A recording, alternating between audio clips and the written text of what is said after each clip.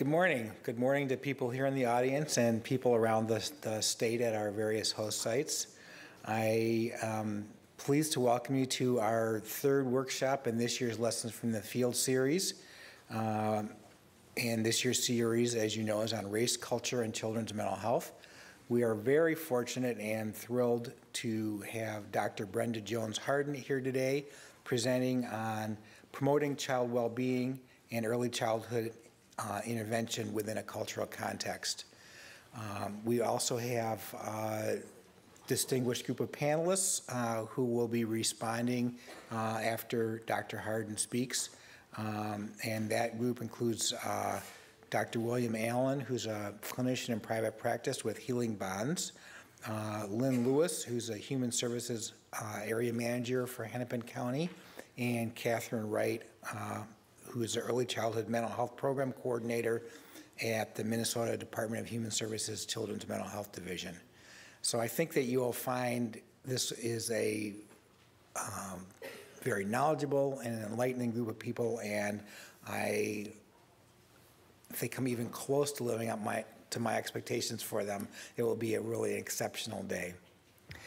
We're glad that you're all here. I'm Joel Hetler, the director for the Center for Excellence in Children's Mental Health.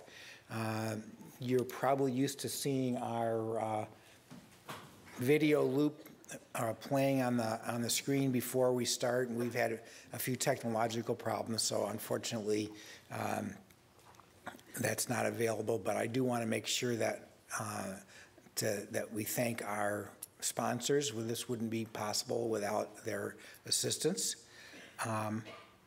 And it wouldn't be possible without your interest and assistance. So we thank you. There's a good 300 of you here in the audience at the University of Minnesota, and another 300 or more and at 30 or more sites around the rest of the state. And we're glad that you're here.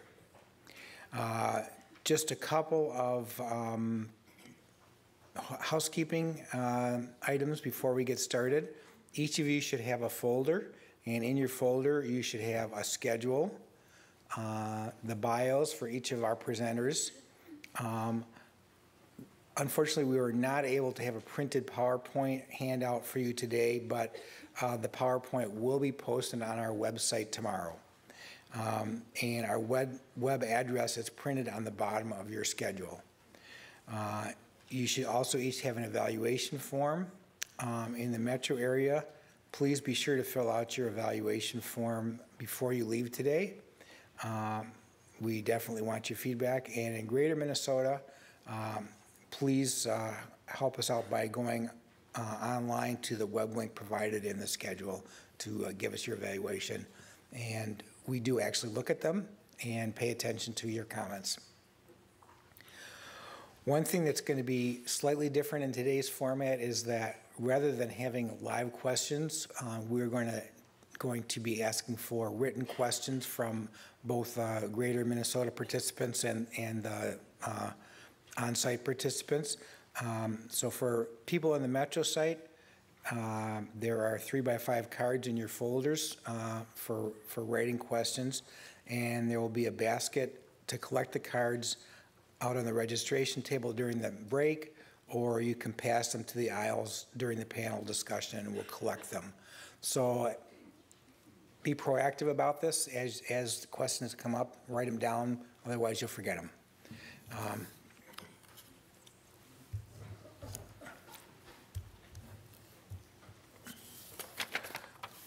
For those of you in the host sites, this will be more business as usual. Please email your questions at any time during the workshop to cmhdata@umn.edu. That's cmhdata@umn.edu. Certificates of attendance will be available to folks as you leave today. One other thing I want to highlight is that this year we've entered a new partnership with the Harris Forum and Not only are we encouraging people to attend locally, but we are going to be video streaming the Harris Forum to all of our host sites around the state. We were very excited to have Alicia Lieberman here for that, and that will be on May 12th. You can look on our website or on the Harris Forum website for more information. Lastly, a couple of local housekeeping announcements. Coordinators at the host sites, please be sure to keep your sites unmuted at all times. And for people who are physically present, here the bathrooms are outside and to the right. And lastly, please be sure that your cell phones are either turned off or on mute.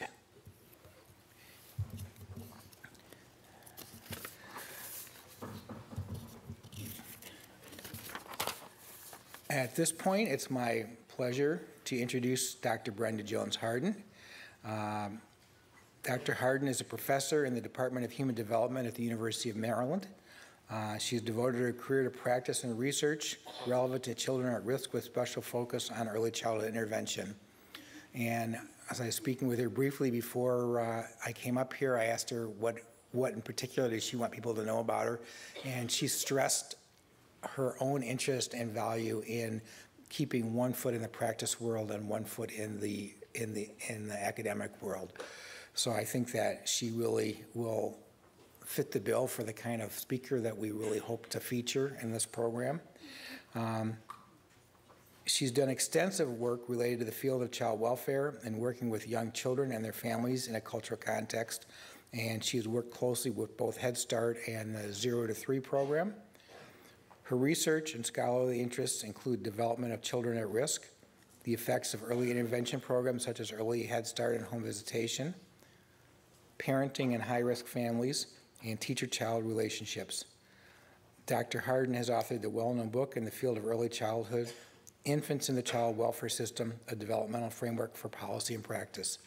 We're very fortunate to have such an outstanding presenter, and please welcome Dr. Harden.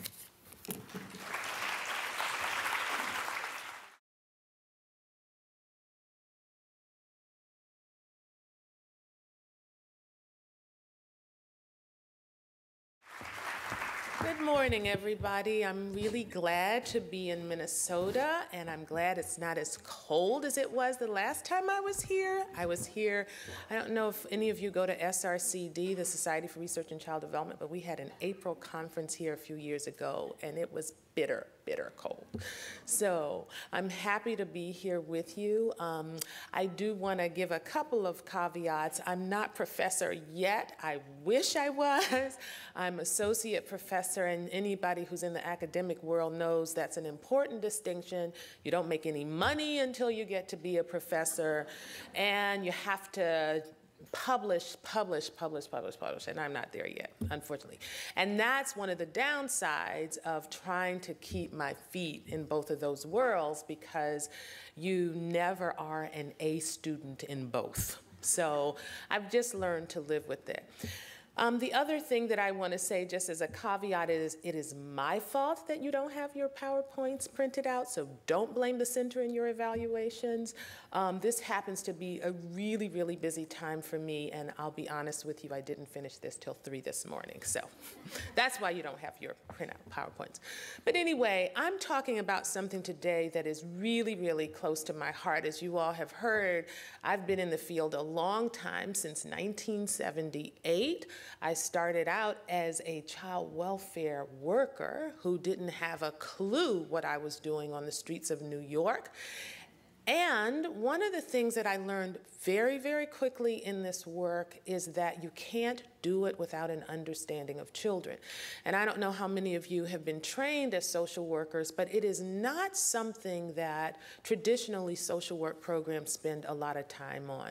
We're very good at strength-based approaches. We're very good at counseling families, case management, and I went to a very clinical school, so I became a halfway decent therapist, and and understood things about how to listen with the third ear, how to be reflective, how to focus on feelings, but I didn't know a thing about little kids. And I'll give you one example that I like to give folks. I was working, this is as a young social worker, with a family where there was a child who was almost 3 years old who was not speaking. No language whatsoever. And I was young, I had never parented before, I had only my little 1 semester of human behavior in social work school, what did I know? And I went to my supervisor and she suggested that the child might be electively mute, which certainly could have been the case. This was a kid who was exposed to a lot of trauma. You all are going to have Alicia Lieberman, the trauma expert, on May 12th, so you'll get to hear from her that there are children who really shut down. But, you know, I just wasn't quite sure that this was it. And I never, ever asked to have her evaluated.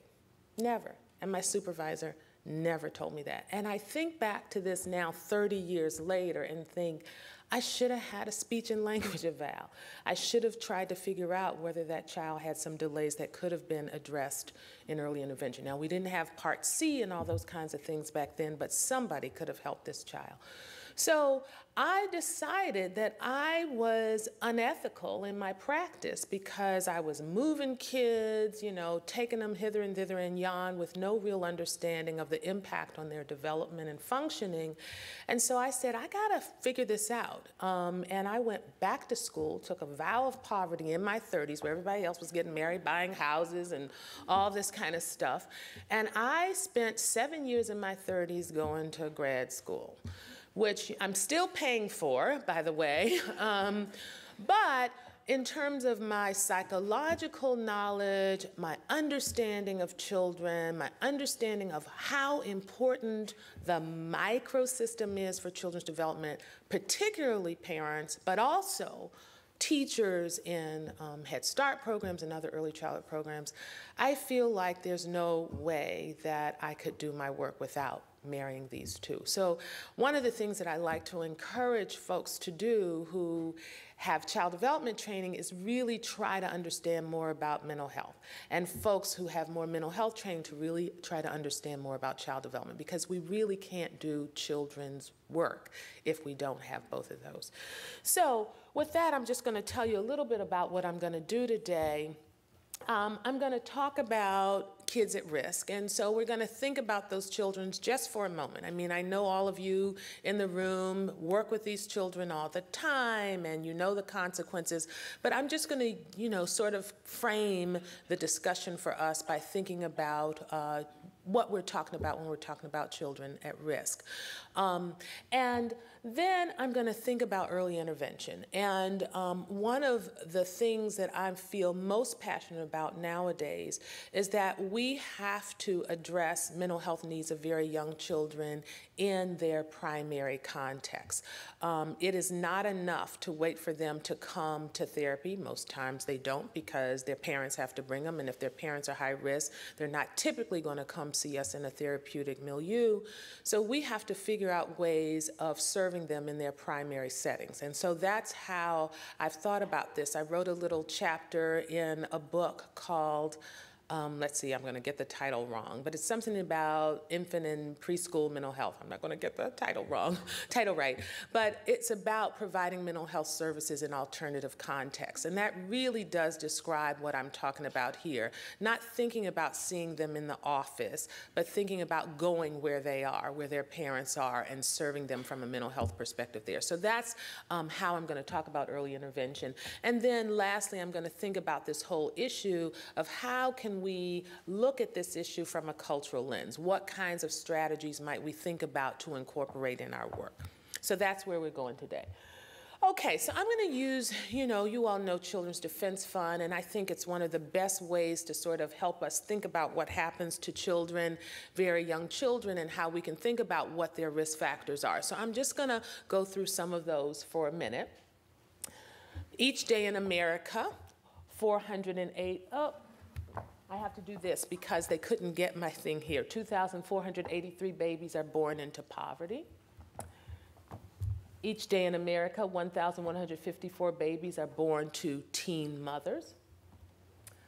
I'll let you all read the numbers. I won't try anymore. Mothers die from complications of pregnancy or childbirth. Babies are born at low birth weight. Babies die before their first birthdays, and I have to tell you all, in America, we are probably the worst industrialized nation for this in terms of premature births and low birth weight babies. We look much more like a developing country. Part of this is because of high rates of poverty that we have here. And just as an interesting aside, I try to learn from all different disciplines. And in the public health world, one of the things that they're concerned about is why they can't get the rates of premature births and low birth weights down in middle-class African-American women.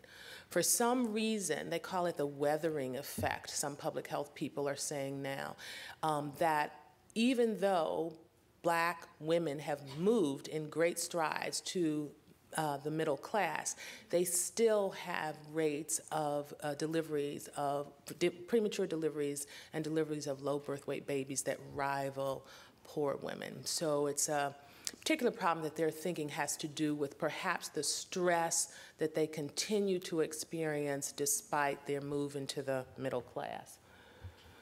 Children are confirmed as abused or neglected.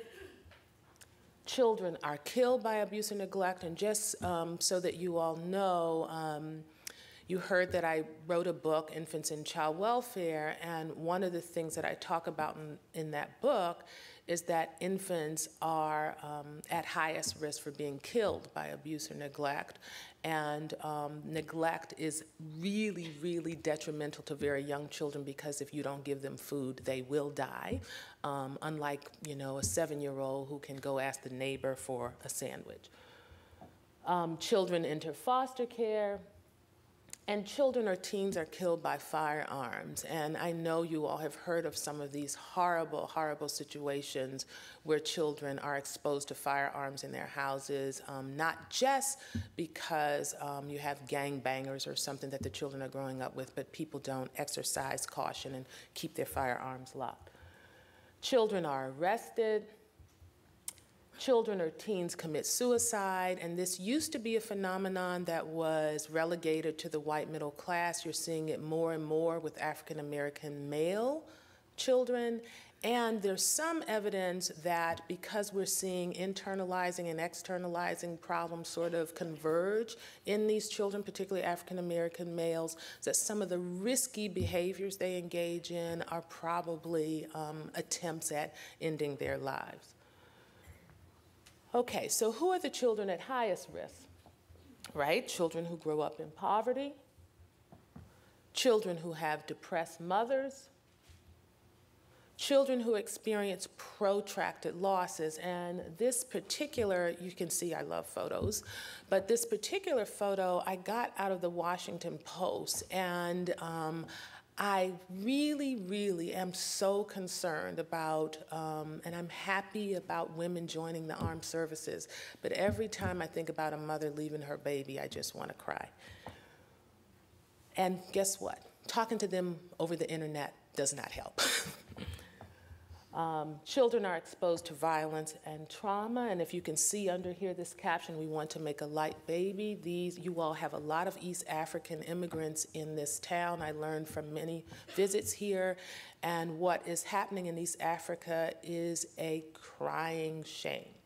But this particular picture was from women in Darfur who were saying that the lighter-skinned soldiers were raping them so they could make a light baby. That's what that's referring to. Children receive compromised parenting, and at the end of that continuum, of course, is child abuse and neglect, and children are part of minority groups. Now, one of the things that I want to say to you is that just because you're part of a minority group does not mean that you're going to have all of these risk factors. I mean, one of the things that researchers in this field always caution us about is to really focus on the heterogeneity in minority group families, and there are certainly as many families on the high positive end as there are on the low end. But Because in America, not necessarily in other parts of the world, there is such a confound between poverty and minority status. A huge confound. I mean, it's not a complete overlap, but there's certainly a very high correlation. You all probably know that over half of African American children grow up in poverty as compared to like 12% of white children. So it's a huge, huge differential in terms of children's experiences.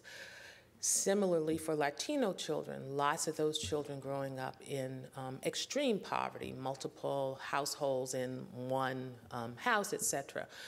But the issue is that if you're minority, you're much more likely to be poor. And if you're poor, you're much more likely to have these myriad of risk factors that I just talked about.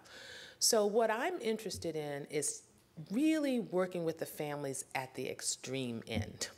I'm not interested in families who just are poor, because in my mind, that is a risk factor, but they probably are going to be okay. I'm interested in those families who are poor and also have all these kinds of risk factors. And what I'm going to talk to you all about later in the talk is how early intervention can address the needs of those families, not the ones in the middle who are going to be served fine just by our interventions as usual, and not the ones at the top who are probably going to do well without us, but the ones at the bottom who have so many environmental risks that they're contending with on a day-to-day basis. They often say, if it were me, I'd just stay in the bed.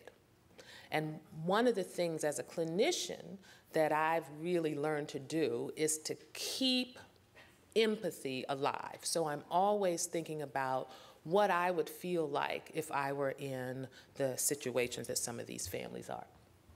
Okay. So now let me just talk about Black children for a minute. When I was talking to Ellen about the focus of your sessions, I said, well, you know, my specialty is really African American families. I have worked with Latino families, mostly Central American families and Puerto Rican families, but my work primarily has been with African American families, so I'm going to focus primarily on them. I just want to let you know. So I want to give you a few more stats on what young children who are African American experience. So when you compare them to white children, a Black infant is 3 times more likely to be born with a mother who has no prenatal care, which of course, as you know, predicts birth outcomes and that kind of thing. When compared to a white infant, is more than twice as likely to die in the first year of life. So again, we have that infant mortality kind of figure that looks, again, much more like developing countries. Has a 2 in 5 chance, sorry, my typo, I told you it was 3 in the morning, of being born into poverty, has a higher likelihood of being maltreated and being placed in foster care. And I love this quote. I took it from Children's Defense Fund. You all know they have this Cradle to Pipeline initiative. And they have a stat at the bottom. A Black baby boy has a 1 in 3 chance of going to prison. Now, if that doesn't scare you all, I don't know what does. And that's part of the reason they have this whole Cradle to Prison Pipeline kind of initiative to try and get to these children early in life so they can get off that trajectory. Okay, a Black child is more likely to be sick, have no regular source of health care, and have an unmet medical need, and have had no dental visits. Now, I happen to live with a dentist. My husband's a dentist, and I've been trying to get him to pay attention to this, and he finally has. But what made him pay attention to this issue was we had a Black kid a couple years ago in the district who went to Children's Hospital complaining of a toothache. And his name was Deontay. I mean, he's a big deal now in the dental community. And apparently, he had had an abscess for a month. His mother had no insurance to cover dental visits, and so she did her own home remedies, et cetera. The child died because he had not had dental care. So now what you see in Head Start and other kinds of programs is this really renewed emphasis on oral health. And guess what? It doesn't start when children are 2. My husband has taught me, since I've been screaming about this, that we can teach mothers how to wash their babies' mouths out when they are 6 months of age. Particularly when we know that they put the bottles in their mouths and let prop the bottle up so the milk is pooling in their mouth. Milk with all those kinds of sugars and things in there can start to hurt the teeth. Okay. Has 3.5 as many cases of pediatric AIDS. You all probably know the AIDS rate is plummeting in every demographic group except urban poor, minority populations. Faces a 1 in 3 chance of attending a school with 90% or minority enrollment, which you would say on the surface of things that's not such a bad thing, but when you think about minority enrollment is consistent with poorer resources in schools, then you start to understand why that's a problem. And is more than twice as likely to be behind grade level or labeled mentally retarded. And just so I can tell you, I know the special ed people in the room know that it's now intellectual disabilities, not mentally retarded, but I took this from Children's Defense Fund. But what I will tell you is the children who are in that borderline to low IQ range, like 75 to 90, are the children who are most amenable to intervention. So those are the children who we can help. The ones under 75 who get most of the services, their IQs aren't going to change that much. But those kids in the gray areas, it's not necessarily a genetic predisposition to having a low IQ. It is, guess what? Environment. So with certain kinds of supports, we can, and we know this from the data, and I'll talk to you all about that in a second, we can even raise these children's IQs, which has lots of implications for their long-term outcomes. Okay, a black child is more likely to have a mother who goes out to work sooner, and one of my big complaints about TANF, one, because I couldn't find my mothers at home anymore, but that was another story. The other thing is that, they got 6-week-old babies in some states, and they're forced to go out to work. And have we provided high-quality child care for their babies? The answer is no, to a great extent. Work longer hours and make less money. 3 times as likely to depend solely on a mother's earning. You all probably know that the rates of single parenthood are higher among black children, black families, and more likely to be enrolled in full-time daycare arrangements than white children. And why is that so important?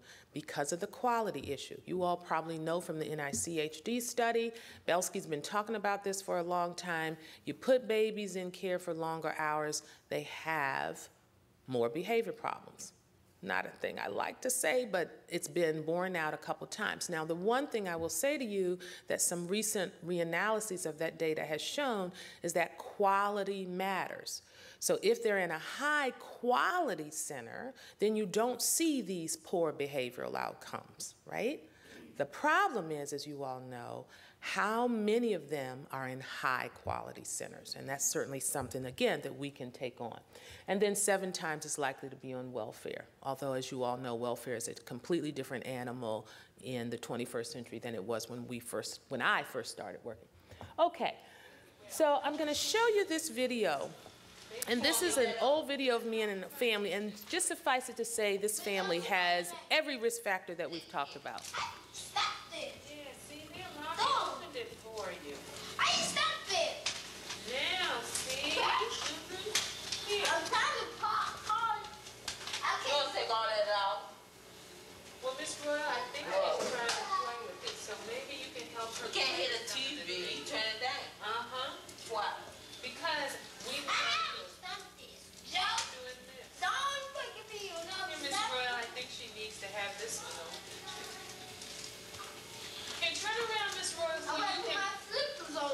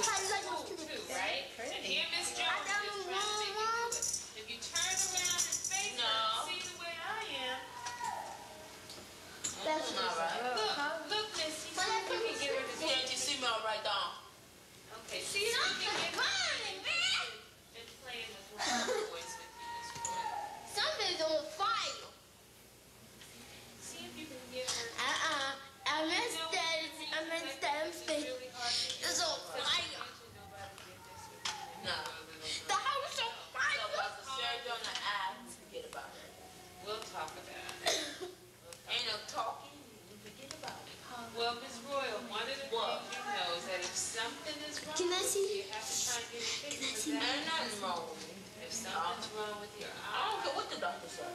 Oh, you don't believe what the doctor said? No. But you believe what the doctor says. Get out the camera. Right. Right, but not about Not you. my fault. You know what I Sit. think this has something to do with? I think this has something to do with you not wanting to take care of yourself. Okay. You gotta teach me how to stop it. Nah, I told you that we should never told. I think it has something to do with you not wanting to take care of yourself. Now that was good, Miss Royal. See, now she likes to take it out from your hand. Yes, And let's see if she'll put it, because you know she likes to take everything Put it back. I'll be right back. Okay. Now she's giving it back to Mom. Now she's giving it back. See, that's a nice game that she likes to play. Giving and taking, giving and taking. I'm back at the camera. Now look, now you see, The now she's video, getting video. interested in that thing you were helping her with before. That's a moped. A moped? That's A something that- motorcycle, whatever it is. Motorcycle? I can put my slippers. Now, Miss Royal, look, now she's interested in that. How can you help her play with that? They go like this now. Go. Go. Oh, Somebody taught you how to roll. Uh-oh. She What likes bag? that. What it? Who got the bag? I stumped it. Oh, now she wants to play again with that, Mom. So she's supposed to take it out of your hand and put it back in again. It's time to. It's Nah, hard. yeah, nah, I know this is hard, and we talked about why it's so hard, because nobody was there with you when you were a little girl. But this is one of the ways that you can learn to do with your little one. Don't let them pick at the left. I'm stamping papers. I put in my slippers, boy.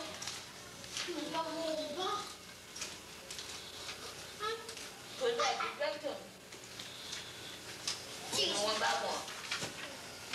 That boy won't listen to me. Huh? He's thinking funny. Get back to me. Hey, Come on. get back to me. Your turn. Now she's talking No, to you good. about something else. Can I be with Flo next? Papa won't let me understand me. Well, the one that's the one Oh, understand me. trying to sit in your chair. What's up with my next? See, now she's talking, and you could talk back to her Let's cut. when she talks. Like, see, she's just I saying think I'm something. good at Who doing. knows what she's saying? I don't know. But maybe that's how you learn to talk to her. I don't want to bite me tonight. What can you do now? What When can I she do? talk. When she Try talk. to understand. And talk back. What you want, miss? Miss, Well, how want to call me, Miss Jones? Well, She's just talking about it. She's talking about the the toy. You dad can ask her. said that. I like to show this video for several reasons. One, because it's funny, because as you can see, the little girl is jumping all around. I like to tell people when I show it, though, that understand she is not happy with this videotaping situation because my student is videotaping, and a lot of times the way I train students is to have them go with me, and she, her role typically was to work individually with this child. So she is not happy with us, one, because she's not in front of the camera, but two, because her typical home visit has changed because my student is running the camera. But the real reason I like to show it and chose it for this session is because, as you can see, the baby kind of gets lost in the chaos. And although I'm, as you can probably tell, and we're going to talk about early childhood kind of intervention in a second, that I'm trying to get the focus back on the baby, which is what I think we should all be doing in early intervention programs. It's hard when life presents itself. And again, this is a mother who has experienced every one of the risk factors that I talked about. She is struggling herself. You can see we're all in this little room. The crib is there. Everything's there. The the sirens outside the room, the kids worrying about something's burning down. So it's a metaphor for this young child's experience, that the world is reeling around them and they're sort of in the middle, not knowing what to do and not really sure they can expect much from the adults around them. I mean, the good thing that we know from the resilience literature is if you're living with all that kind of horrible, horrible risk, that if you have a parent who is connected to you, who's emotionally responsive to you, then the risks don't matter as much. Your developmental trajectory is still positive. But when you don't have a mom who can respond to you, and you saw I was struggling here with this mom, then you show even worse effects than other children who are exposed to similar risk factors. Now, I will tell you, this child is 2.5 years old. And one of the first things you would wonder is, where is her language? Why isn't she running all around? How did we keep her sitting there? And I think the early intervention people in the room would know that this is a kid who has significant delays. And of course, as a mental health person, again, going back to what I talked to you all about, I have to know that, because one of the things that we know about very young children is you can't really separate their mental health out from the rest of their development. Probably at any other time, you might be able to, but for young children, it is intricately intertwined. So obviously one of the things that you'd have to do with a child like this is make sure she got her early intervention from Part C. The other thing that I want to say about this is that it points out what I think is critical to this work, and that is you have to be able to empathize with parents who aren't doing exactly what you want them to do. I think when we enter this field, those of us who are child-oriented, most of us enter it because we have an incredible empathy for children. We want to help children have better lives. And oftentimes, for the mental health people in the room, we enter it because we're trying to work through our own past, right? We're trying to, find ways of forgiving our own parents, or find ways of giving other children a better life than we have. So we got to deal with that stuff in our own therapy and all that kind of stuff so that it doesn't filter over into the work. But what often happens is we don't have the empathy for parents that we should. And that's sort of what I help my students to do all the time, is to think about what it means to be this mother who hasn't a clue. Like you heard me say, what can you say to her? Try to understand her. And I said, well, what about talking back? And she said, what you doing, Missy? I mean, no concept of what the interchange should be between a mother and a young child. But that's because she hasn't a clue, and all you infant mental health people in the room know this. It's parallel process. She didn't experience it herself as a child. So why would our expectations be that she's able to do that? So importantly for us is to really try to, and I sometimes literally close my eyes to, close out all the other stimuli and try to imagine what it must feel like to be a mother living in that little teeny space, not having a clue, having to deal with your own demons from your own past. So the thing that we want to do is really think about two things in terms of early intervention, and I'm going to go to this next. One is, how can we ensure that what we give children when they are in our care, child care, early intervention, whatever, that they receive the highest quality experience as a way to compensate for some of these risks? And secondly, how can we support these high-risk parents so that when the children leave our care and go home, that they get a little better care? Now, this mom will never be, somebody asked me one time, is she a good enough mother? The old Winnicott notion. And I said, probably not, probably never will be, but I can get her to be a little better. And in fact, after 2 years with her, she made a lot of improvements. Was she even an average mom? Probably not, but she got a lot more strengths and skills and was much more able to take care of her child. So let's turn to how we think about early childhood programs. So developmental niche is a phrase that comes out of cultural psychology. It's sort of what is the context, the cultural context, if you will, that young children grow up in.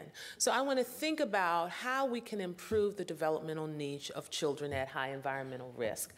And one of the things that I want to sort of start with is this important fact that we know that just because children are exposed to all these risk factors, like the little girl you just saw, 2.5, developmentally delayed, no language, even her protests were like, come on, you can fuss a little more than that, can't you? Where is your spirit here? But they're not doomed to have poor outcomes. And what we know from the brain literature, and I'm sure all of you know about this is like revolutionary, and it certainly wasn't something that I learned in my own training, but I've been watching it as the years unfold, that we know that the brains are plastic in the first years of life, which suggests that we can do something about these kids' trajectories. We can actually change their paths, right? By what we do in direct interaction with them, but in my mind, more importantly, what we do to help their parents interact with them better. Okay, so let's talk about early childhood programs a little bit and how they can serve that role. Clearly, from my vantage point, this is where the action is. I don't do service in a hospital anymore, although I did that for 4 years. I don't see children in one-on-one therapy anymore, although I did that for several years. What I do now is go out to these settings, to homes, to child care centers, to Head Start centers, and really try to intervene with children at that point. So my position is the place to do it is in early childhood programs, and those programs can in some way compensate for the risk that children have experienced. So one of the things that any infant mental health person knows that relationships are key, but I want to say that it's not just relationships with the child. In fact, for very young children, I don't think we should have relationships with them because they need relationships with people who are going to be with them on a consistent basis. Thinking about, for example, play therapy with a 2-year-old, which I have done in my life, total waste of time from my vantage point. Total waste of time to bring a 2-year-old in for once a week play therapy. By the way, we don't have any data that it helps children at all. And I've done a lot of work that didn't help children. What is more appropriate is for us to expend our mental health energies, our therapeutic energies, on helping the caregivers who are with these children 5, 10 hours a day. So who, in my mind, should our relationships be with?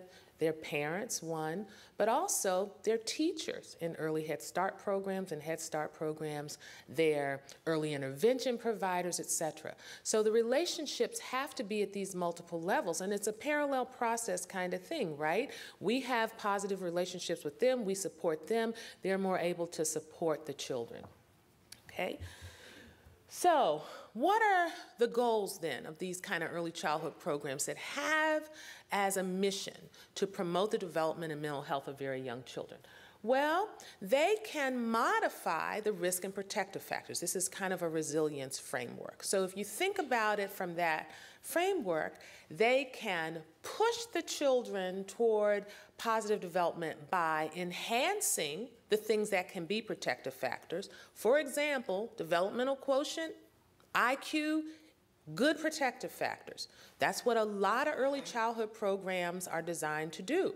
So just by focusing on that, right, which many early childhood programs do well, they are creating a more positive path for children across childhood, but also now we've got data like from the Chicago Parent-Child Centers, which I'm going to talk about later, that they look better in adulthood, right? So this kind of notion, so when I talk to clinicians who work with young children and families, the first thing I say is, do you have them in a high-quality early childhood center-based program? Right? One, they get a break from being with a high-risk parent. You give the parents a break, but more importantly, you're giving these children a huge leg up in terms of long-term outcomes. So, what do these early childhood programs look like? What should they do? This is what I'm going to spend the next few minutes talking about. Prior to the intervention design, right, before you even started, knowing the population is critical. So you know who the kids are, you know who the parents are, you know how many of them have mothers who are depressed. And let me just tell you, the Early Head Start study found that 1 in 2 of the mothers at enrollment reported clinically depressive symptomatology. 1 in 2, right? That's important. How are you going to have a center-based program when mothers are too depressed and won't get out of bed? And then your enrollment goes down, and then you have to, say to the mother, the child can't come anymore. Knowing that changes how you recruit, how you support, what kinds of services you provide, what you do at your screening. And one of the things we've been talking to Early Head Start programs is the CESD, the Center for Epidemiological Studies Depression Inventory, should be part of their enrollment forms. If 1 out of 2 mothers are reporting this, that's epidemic proportions, and it changes how you do services, okay? So know them. So know all the risk and protective factors. Know how you can get to particular developmental outcomes. One of the things that we're really good at is sticking to our clinical traditions. So I was trained psychoanalytically. I know how to do good play therapy. I don't have any evidence that my play therapy works for particular children. For example, children with behavior problems. I would see these kids for 2 years, and the schools were still saying to me the kids would be acting out. Now, that could have been my own naivete, my own lack of skill, but one of the things that I've learned over time is that you really want to think about your theory of change, even in your direct work with children. So what we know about behavior problems, for example, is that parent management intervention is much more effective for reducing behavior problems in young children. Now, yes, our psychodynamic approaches might be good in terms of parent-child interaction, or helping young children to explore their affective processes that come from experiencing trauma. I'm not denying that those things aren't important.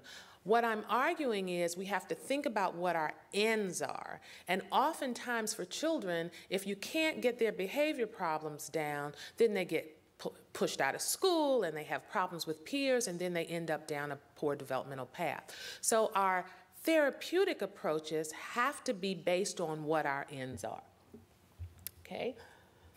What the mechanisms are that can get positive behavioral change. So how should these early childhood programs be designed?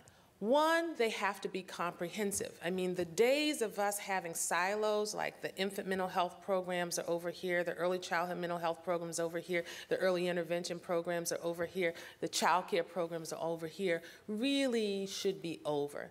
There is no evidence that keeping children and sending families hither, thither, and yon does anything to help them get better. So what I'm looking at more is trying to provide all these services in one place, and in the place where children are likely to spend most of their days. Okay, so they should be comprehensive interventions. They should be 2-generational. In other words, parents have to be involved in every aspect of the program, and it should be focused on the whole child. So if you're a mental health person, you have to think about the kid's development. If you're an early intervention person who does, working with kids with physical disabilities, you have to think about their mental health as well. And one of the things that I've learned in recent years is that what these kind of families need is a much more active, much more experiential approach. Like some of you may have said, boy, is she being directive with this mom. There is some evidence that these kind of high-risk moms need a much more directive approach. Now, can they have insight? Absolutely. Can they think about how their own past is linked to what they do as parents? Absolutely. But they don't change fast enough for their babies. And as you all know, babies develop really, really fast. So one of the things that we've learned is that you have to be down there with them. Like I say to my students all the time, get up off the couch, get up out of your chair, Get on the floor with the mother. Be a coach. Be a whisper to her.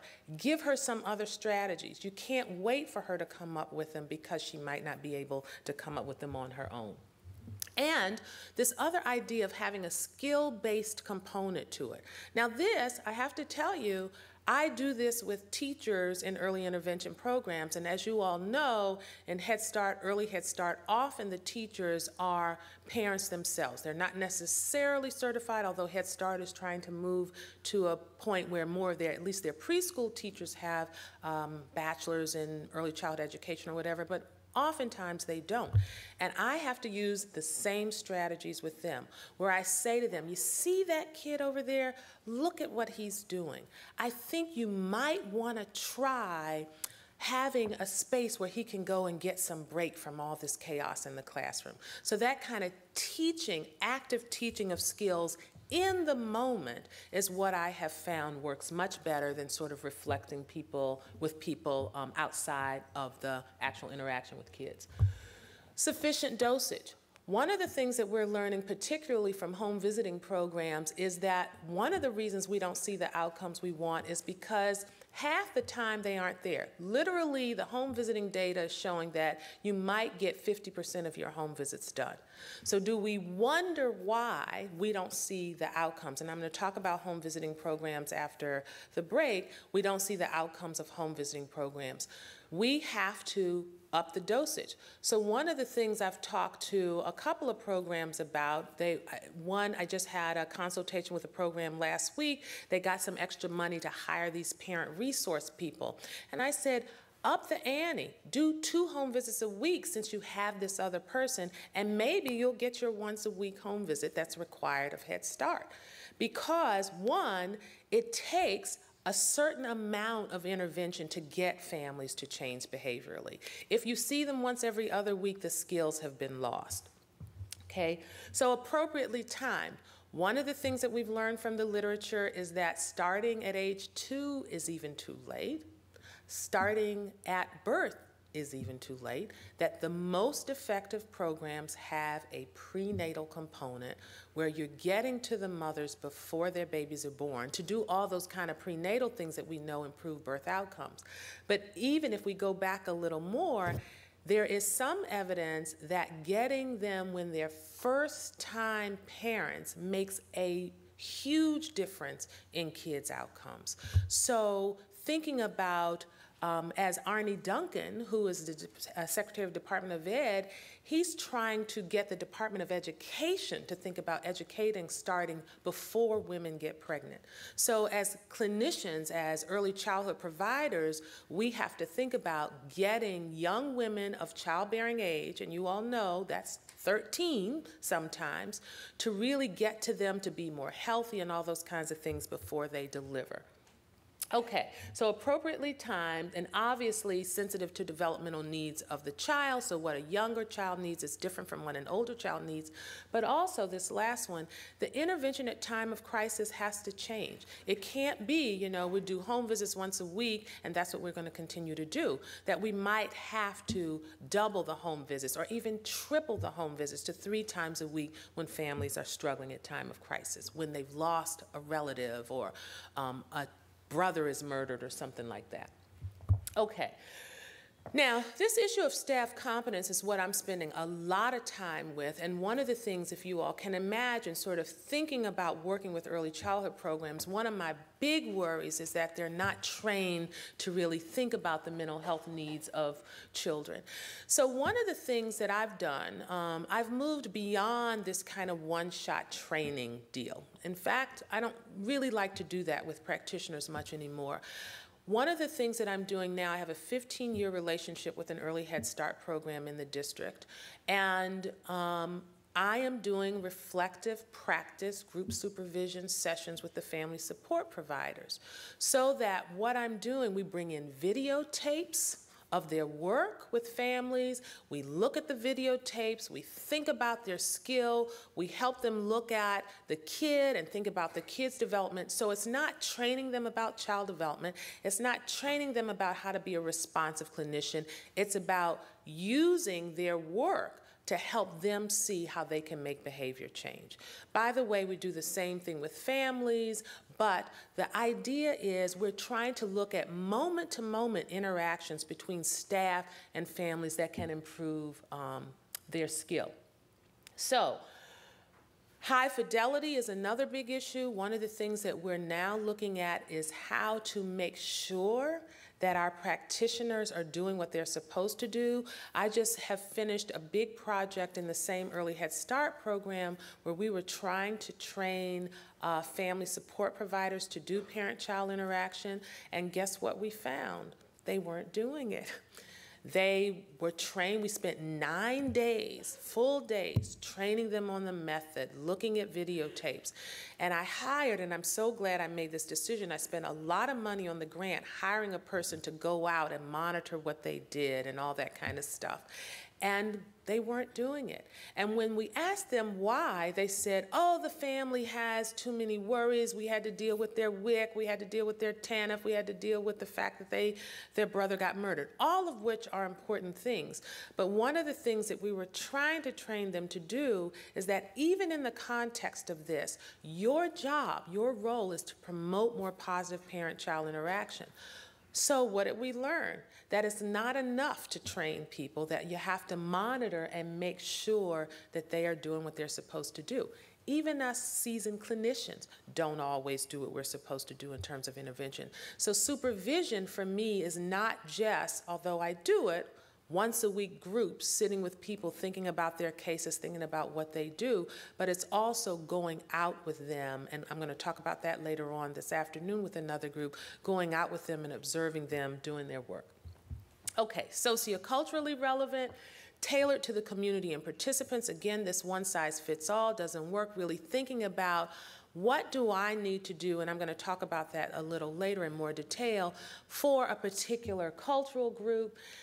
One of the things that we've started doing is including the target group in planning interventions. So, and you all probably know in Head Start, that's a big emphasis, having parent involvement in every aspect of intervention, but we even do it in planning, and that allows us to do things that are more appropriate to culture, and really making sure we have staff who are reflective of that culture. Now, of course, that's increasingly difficult with the kinds of immigrant groups that are coming in, different ones that we don't have staff, but using parent aides from that group to help us with that.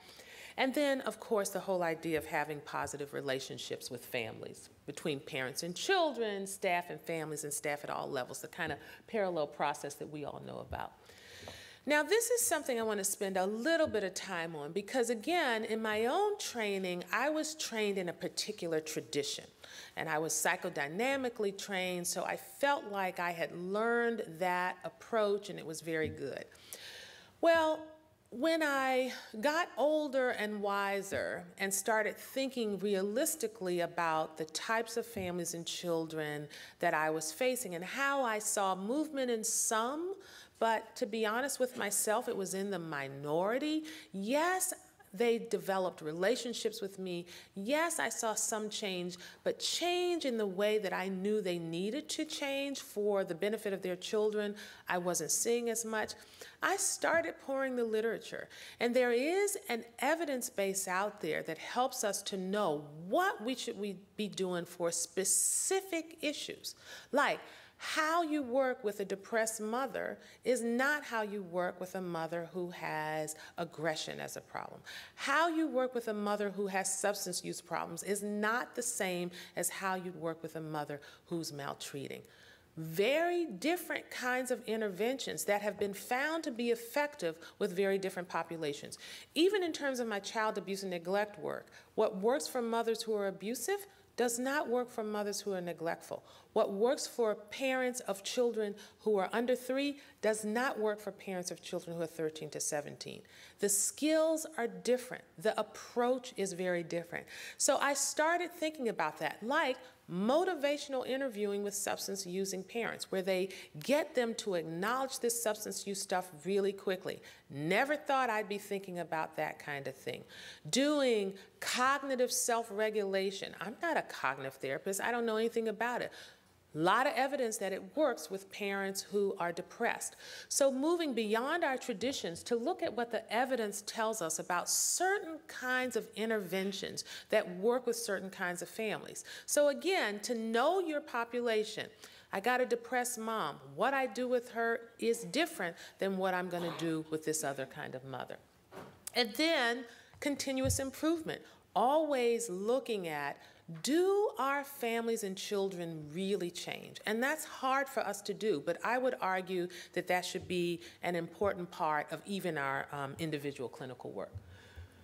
Now, I want to talk a little bit about early care and education before the break, and then I'll come back and I'm going to talk about home visiting a little bit, and I'm going to talk about infant mental health programs. But early care and education obviously is, because I'm thinking about young children and what we want to do with them, it is a setting that I'm very invested in being a part of as a mental health clinician. So their goal is typically to promote child development writ large. So physical development, cognitive language, all those kinds of things. And the whole idea is that we're creating this milieu, this developmental niche, if you will, that will promote children's development across domains, okay? The whole idea, though, is that if it's not high quality, then it can be bad for children. Right? It can be bad. So one important intervention, again, that we can make is ensuring to the best of our ability that children are in high quality settings. Now, sometimes we can't find them.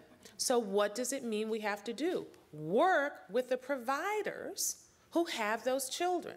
And my contention is the hour that we would spend working individually with that child would be better spent working with that caregiver who has that kid and helping that caregiver to know how to provide high quality service to that child.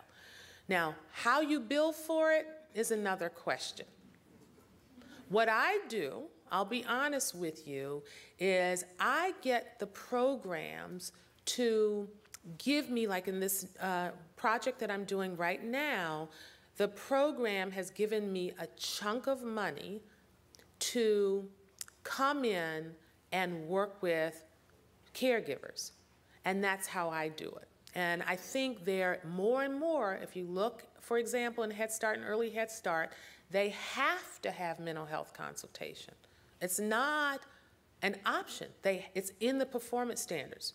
So there's a way for you to get paid for your time. It doesn't come through insurance, it comes through a different kind of way. So there's a large evidentiary base that just getting these kids here improves their mental health. You all might know, some of you might work with school-age children. One of the best interventions for school-age children in terms of their mental health outcomes is getting them to go to school regularly. One of the best mental health interventions. Similarly, for young children, it is getting them in a high-quality setting. So Early Head Start is one of the programs that I work with primarily, and I want to tell you what the evidence suggests for these children. Lots of outcomes for them across domains from Early Head Start. Lots of outcomes. In terms of center-based programs, much more robust outcomes in terms of cognitive language. Home-based programs, family outcomes, social-emotional outcomes. So again, should we be providing the therapy in the context of a lab, or should we be helping these home-based providers understand more about what they should be doing with families in the home, okay? Larger effects when kids were young, which we would expect. Early Head Start was a 3-year program. The mixed programs where children were in centers and getting home-based services were most effective initially, but look what happened at age 5, and I'm writing a paper with a colleague now on the age 5 outcomes. The home-based programs where clinicians can probably do some of the direct support of providers are most effective in the long term for children and families. So an important message about where we put our clinical services. The last thing I want to say about Early Head Start, though, is that it looked like implementation matters. So again, this whole idea of quality, the higher quality the services were, the more effects you found, which makes sense. Some of that had to do with consultation to the program staff about how to provide high quality services to children. I want to talk about the Infant Health and Development Program really quickly, improve cognitive, social, emotional outcomes for low birth weight infants, home visiting program the first year of life, turning to a center-based program, similar message that getting children in this kind of setting does more for them than probably what we could do in our 1-hour visits. Abecedarian program, similar kind of idea. They work with mothers who were developmentally delayed themselves. And one of my favorite programs is Chicago Parent-Child Center's data from 70s and 80s. So they're looking at these kids in adulthood, better life course outcomes, less likely to go to jail, less likely to be on welfare, higher incomes, preschool intervention. Okay, so again, what is an appropriate intervention from our perspective? What can get kids outcomes, making sure that they get into these kind of programs? Okay, I'm going to stop now for our 10 to 15 minute break. When I come back, I'm going to talk to you a little more about home visiting and infant mental health programs and then focus on the sociocultural kinds of issues.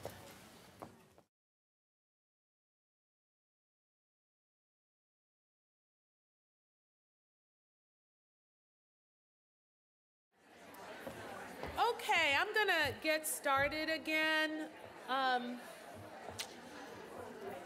So we can have time for the panel to reflect on some things with you.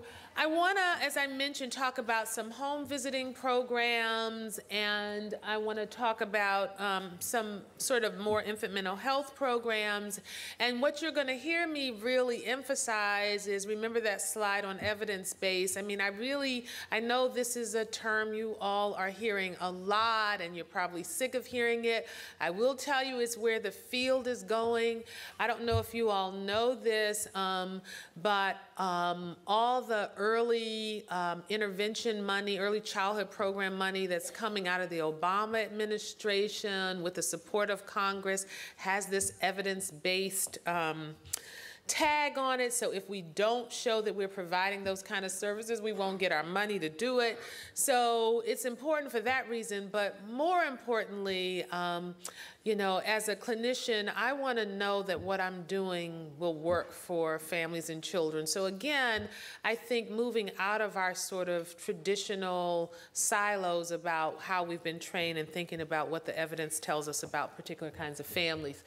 So let me talk about home visiting programs for a minute. There's a lot of interest in home visiting programs all of a sudden, and if any of you have a similar career trajectory to mine, you're sort of laughing to yourself because you've been like, well, we've been doing home visits for, you know, forever. That's how I started my work, but there is a different kind of emphasis on it. It's not as loosey-goosey as many of us sort of started. So obviously the goals vary with whatever kind of program you're having. There's some, the ones that look like they really make a difference, again, going back to my developmental timing slide, are the ones that start prenatally. So again, for young children, I would argue that if any of you are in the business of being home visitors or providing services in the home to families, that you really think about going back to when parents are, before they have their children. And the thing about home visiting, which I really love, is that it's a service delivery mechanism. So we can pretty much do any intervention we want there. And that's what I would argue, that we pick one based on the family's needs, and we deliver that intervention in the context of our visits to families' homes. There's no reason for us to just go there and sit on the couch and give, you know, our little child development lesson, or sit there and ask families how they're feeling. I mean, we can use these interventions that have been reported in the literature, and I'm going to tell you about a couple of those to address some different areas. Now, one of the things I wanted to mention is that there is a large evidence base about home visiting, but what Deanna Gombe, one of the people who talks about home visiting a lot, she called it sobering evidence. It doesn't look like we're very effective in our work. So again, we have to really think about what we're doing in the context of those home visits, not just that we're going to the family's home. Now, just quickly, it looks like the programs that have a more family support basis have better, social emotional parenting outcomes as you'd expect, and the more child development focused home visits, like the ones that are done by parents as teachers, programs like that have more child outcomes. But again, you see much more robust impacts of home visiting programs on these parenting variables, very little in the child domain, even in terms of child mental health. So again, that makes us think about what are we doing in the context of these home visits. So I'm going to put up a few. I don't have any allegiance to any of these kinds of programs. There's just things that I've learned that I've integrated in my own work. Now, you all have heard of the Nurse-Family Partnership. If you have not been trained to provide this intervention, you cannot provide it, by the way, but they are doing this huge, huge implementation project where they're doing Nurse-Family Partnership all over the country. So they are now not just in the mode of evaluating it, but they're in the mode of disseminating it across the country. So if you're really interested in learning what they do, you can go to the training and get supervision to do it through David O's group at the University of Colorado. But you all know it's really a prenatal program to the first 2 years of life, but they've got some powerful maternal child health outcomes, better birth outcomes for babies, lower rates of child maltreatment for you child welfare folks in the room. And then, because he's been following like his Elmira sample over time, better life course outcomes, similar to what has been found with the Chicago Parent-Child Centers. So again, this notion of what we do early on, and his focus, you all probably know this, they use nurses, they really focus on, for example, spacing the time when mothers have babies. That seems like it makes a big difference. Getting them hooked up to prenatal care makes a big difference in terms of these kinds of outcomes. Healthy Steps is another home visiting model that's got some very nice outcomes, particularly on the child health side. And what they do is do home visits that are connected with pediatric clinics. So again, this whole notion of going to the primary setting where children are. And then I mentioned to somebody who asked me about Carolyn Webster Stratton's approach, which you all know is a parent management approach. These parent management approaches are really good for these children with behavior problems. Again, for me, my psychodynamic head, very different kind of approach where we're teaching parents how to respond to their children, how to discipline their children. I mean, it is skill-based. It's not about, let's think about your feelings when the kid jumps up in your face. It's not that at all. Again, but this is how I was trained. It's, look, this is what you should do. This is how you should respond when the child gets angry, blah, blah, blah, blah. So a lot of powerful data that these interventions, which are really short but very intensive, reduce kid behavior problems. Family checkup, 3 home visits. 3 home visits. What they do is they identify the children, they screen young children who are at high risk for behavior problems. They go in with this positive parenting management thing. 3 home visits, they're showing reduction in behavior problems. By the way, they also, part of family checkup, are showing that if they go in, they can reduce maternal depression by help, and it makes sense, right? You get her to feel more efficacious, more in control, so that the kid is not driving her crazy, and you reduce her depressive symptomatology. I mean, how can we not pay attention to this kind of stuff? And they've done this, again, these are people who've worked in Head Start, et cetera, so these are not just your ivory tower academics. Okay, Healthy Start, Healthy Families, you all know that program, many of you. Child health outcomes, child development outcomes, parenting outcomes, and reductions in child maltreatment. Although I will say that they haven't found this reduction in child maltreatment in all programs. It looks like the more intensive programs that really work on dosage, that really work on implementation, that might even increase the number of home visits they provide to children, because you know in Healthy Families that you can do this kind of graduated thing about home visits, that those are the ones where you can get reductions in child maltreatment. So much more intensity in that regard. And then on the Parents as Teachers, many of you know that program too. Outcomes in terms of child development, but again, not so much for the higher risk families.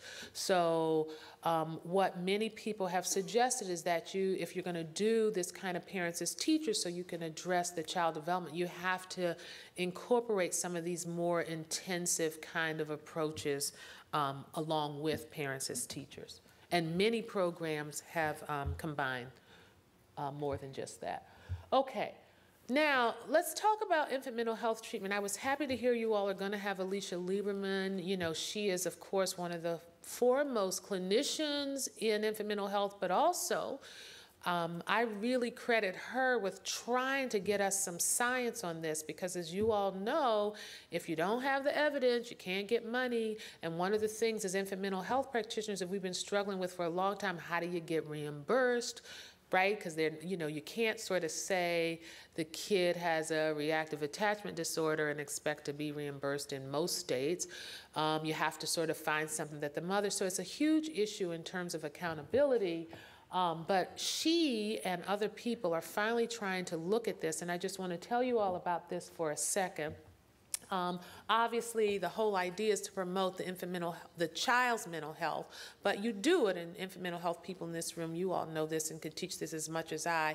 You do it through the parent-child relationship, right? And what you're trying to do is address mother's own issues from her own childhood, her own inappropriate parenting strategies, help her to deal with her ghosts in the nursery so she can do better with her own kids, right? So all these kind of parental conflicts that are manifest in how the mother, most part, in some cases father, but most infant mental health clinicians work with the mother, how those are manifested in her interactions with her children. Now, we don't have a lot of evidence for this, unfortunately, but thanks to Alicia Lieberman and some other people, we have a little bit to go on.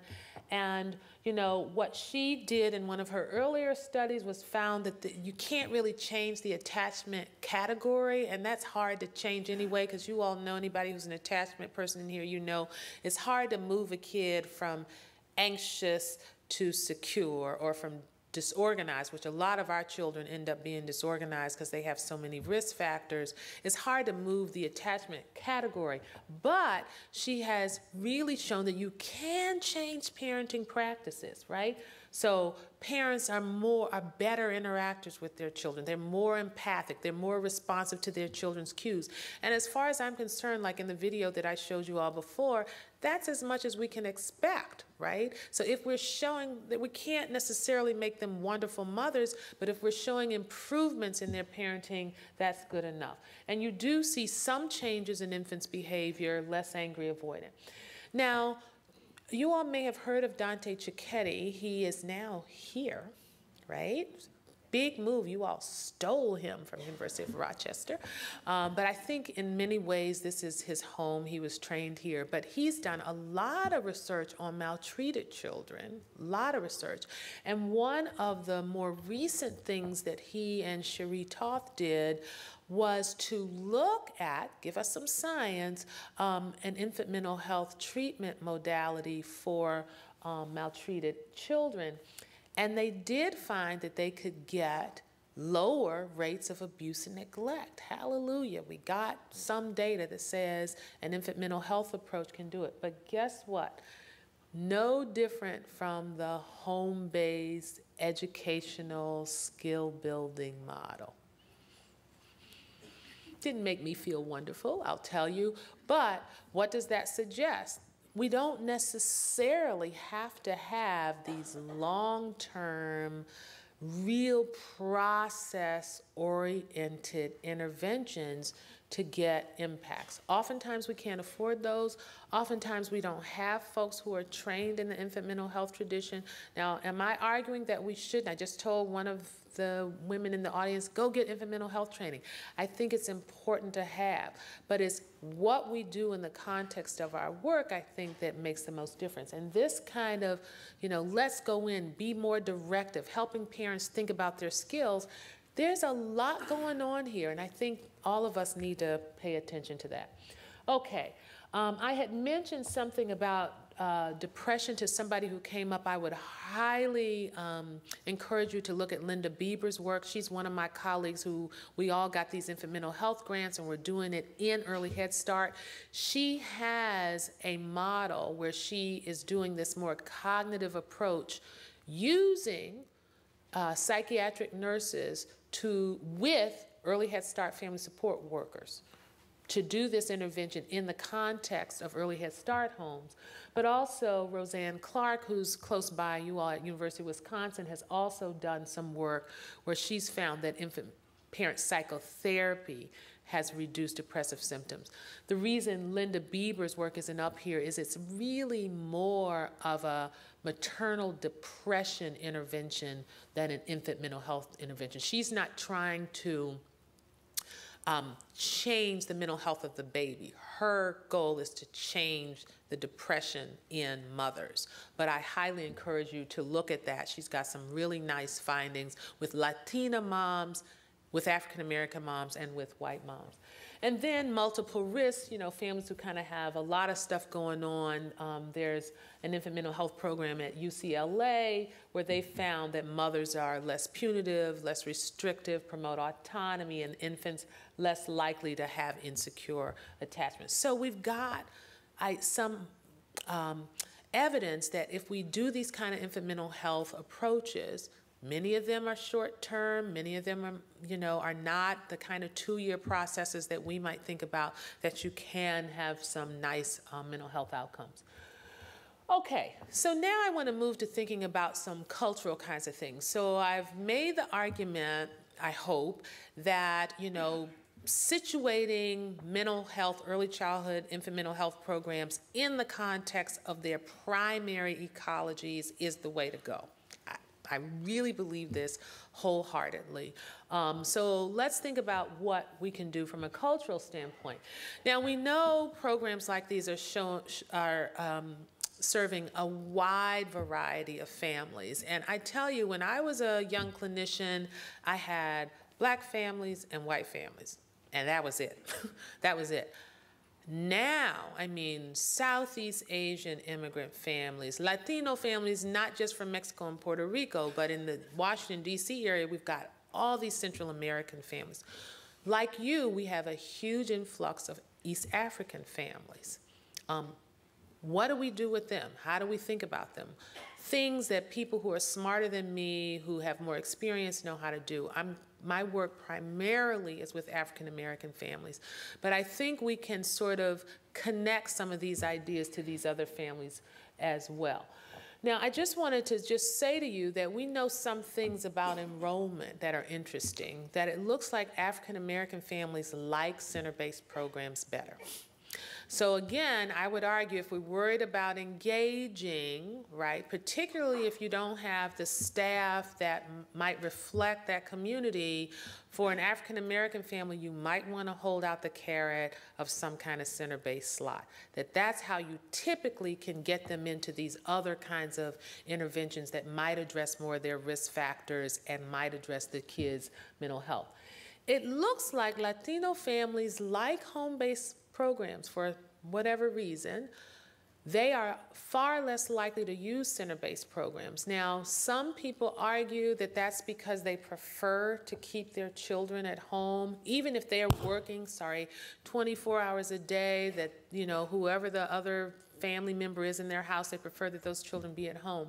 Head Start is suggesting that we haven't done the outreach to these families that we should. So now they have a big, huge initiative to try and increase the numbers of Latino families, lots of work in Head Start on early English language learners, etc. Trying to see, because as you all know, Latino children are at high risk for academic failure and don't have the school readiness skills and that kind of thing.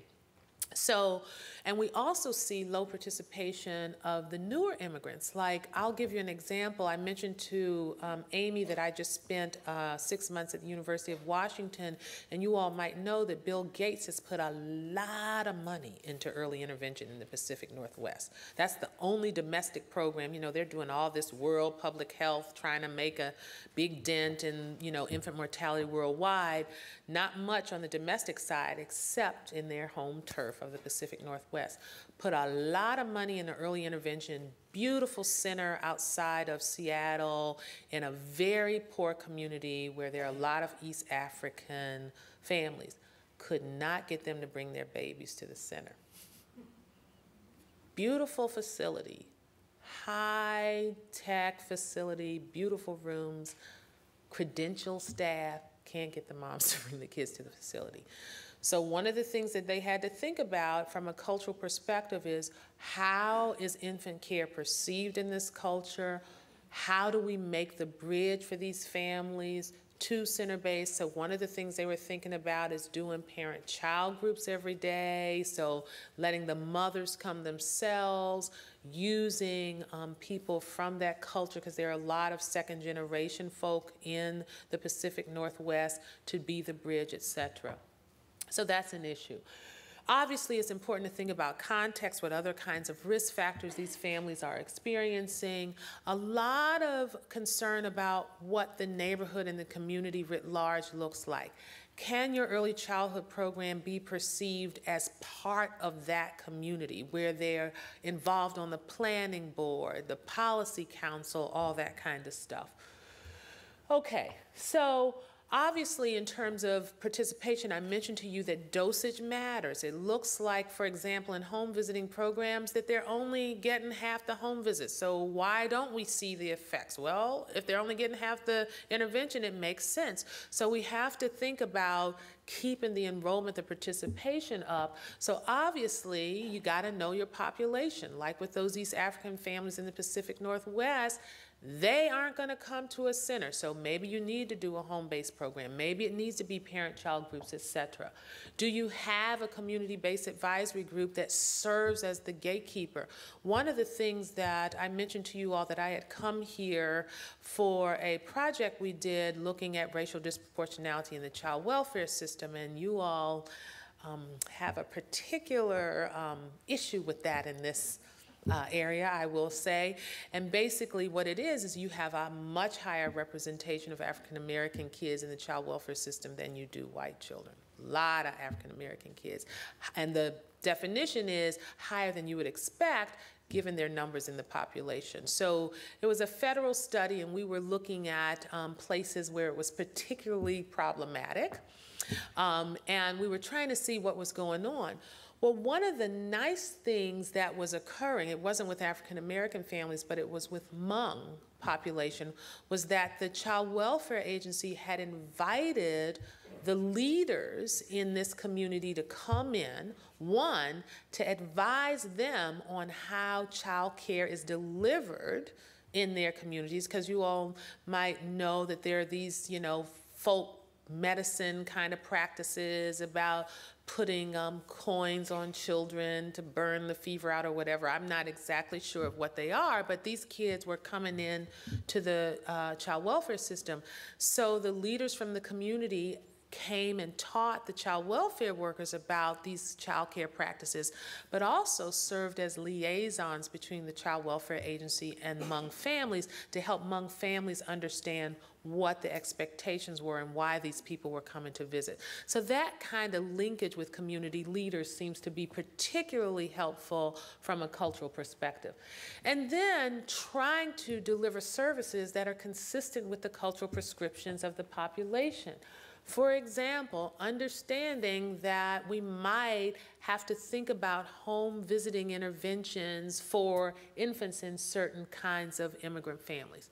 Understanding that you don't say the word mental health treatment in a lot of minority groups. You just don't say the word because, I mean, think about, you know, the Tuskegee experiments. You remember this is a big thing in African American families, and I can even tell you from my own family, I have a nephew who's on the ADHD spectrum, and I have been encouraging my sister to have him tested. I didn't say medication. I just said, get him tested. Let's see where he falls. Let's see what kind of services we can get him. My whole family got up in arms, said, here I came, my white ideas from Yale University. This is what they said. I'm telling you, this is what they said. My father, my mother, you know, you'd think they'd be proud of my accomplishments. You know, this white stuff from Yale University, and you're trying to label him like all the white people do. This is what they're saying to me. A nephew that I love. They know I love him. They know I wouldn't want to do anything to harm him. So if they're having that reaction to me, imagine what their reaction would be to a mental health provider who attempted to label a child as having a mental health problem. You don't ever say the word. You talk about what the family's goal is for their children. And most of them say, I want him to learn in school, or I want him to behave better. Okay, well, let's see if we can work together on that so he'll behave better, or so he'll do better in school, whatever their language is around that. And then you, provide the intervention that you need to provide. But you don't ever call it mental health treatment. You don't ever call it psychiatric treatment. You don't ever call it treatment of any kind, because the memory of the Tuskegee experiments, and I know you all, many of you know what that is, where they were taking black folks and giving them medications that they hadn't tried to see if it would work, and many of them ended up dying. Some of them got even more florid kinds of psychosis as a result of it. It was horrible. And although African American people might not say the Tuskegee experiments, they have that institutional memory about that kind of historical thing. So, you know, also this whole idea of how you approach families, like one of the things that we've learned over the years is that my more psychodynamic process, where I'm the neutral kind of receptacle of families' affect, and I try to interpret for them what the underlying conflicts are, is not necessarily the appropriate approach. Now, I'm not saying I don't ever try to make those links. You saw me doing it before, but a more directive approach, a more skill-based approach seems to be more amenable. They are more amenable to that kind of approach than others. Why that is, I don't know, but I'm going to talk to you a little bit about some similar kinds of issues that have come up in early childhood education as well. But I would encourage you to look at like the work of Susan McDonough, who's right over here at University of Michigan. She uses interaction guidance, a much more directive approach, using videotapes with these families that has the sort of infant mental health tradition underlying it, but it's much more directive, much more experiential. And that seems to work better. Okay, thinking about meanings of the cultural meanings of what you are doing. For example, there's a big issue around parenting in the African American community, and those of you who are African American in the audience probably can resonate with this. What is appropriate discipline? Is it reasoning with children, or is it sometimes getting backhanded in the way I did when I was a little kid? You know, as a child welfare worker and as a psychologist, I have taken a position against spanking. Now, you can imagine what my mother and father are saying to me about that, right? And actually what my sisters, who are just as educated as I am, are saying to me about that. Here you come with your white ways. I had an African-American student say to me yesterday, and this is a student that worked under me, so she knows my position about this. She was trained by me. She said she told her 13-year-old, you see this fist? Don't get like those white children. Your experience is going to be different. Now, some of you might react to that with horror. Well, culturally, it looks like the rates of corporal punishment are higher among African American families. There are data for this. Now, I have seen it clinically, but there is evidence that suggests this. But guess what? There is also evidence that it is not as detrimental for African American children as it is for white children. So you say, huh?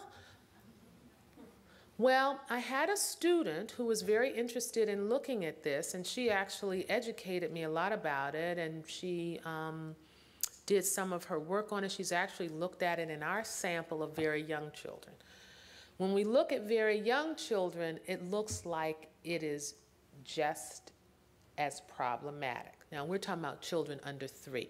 So for babies, spanking is not good, which as an infant mental health person, I could have told her and did tell her. But for older children, those 2 to 8-year-olds that grow up to be adolescents who engage in risk-taking behaviors, you see better outcomes for those children in African American communities who've experienced spanking than you do for white children.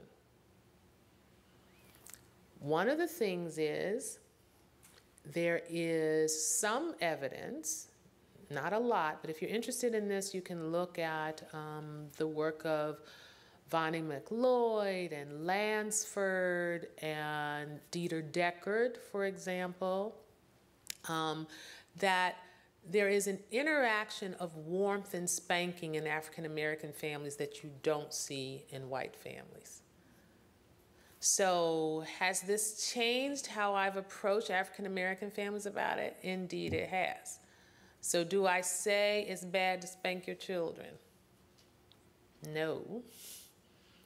I say I don't agree with it. As a psychologist, I have to tell you that I'm concerned about it. Let's think of other ways that you can do things that do all the things that I've been trained to do.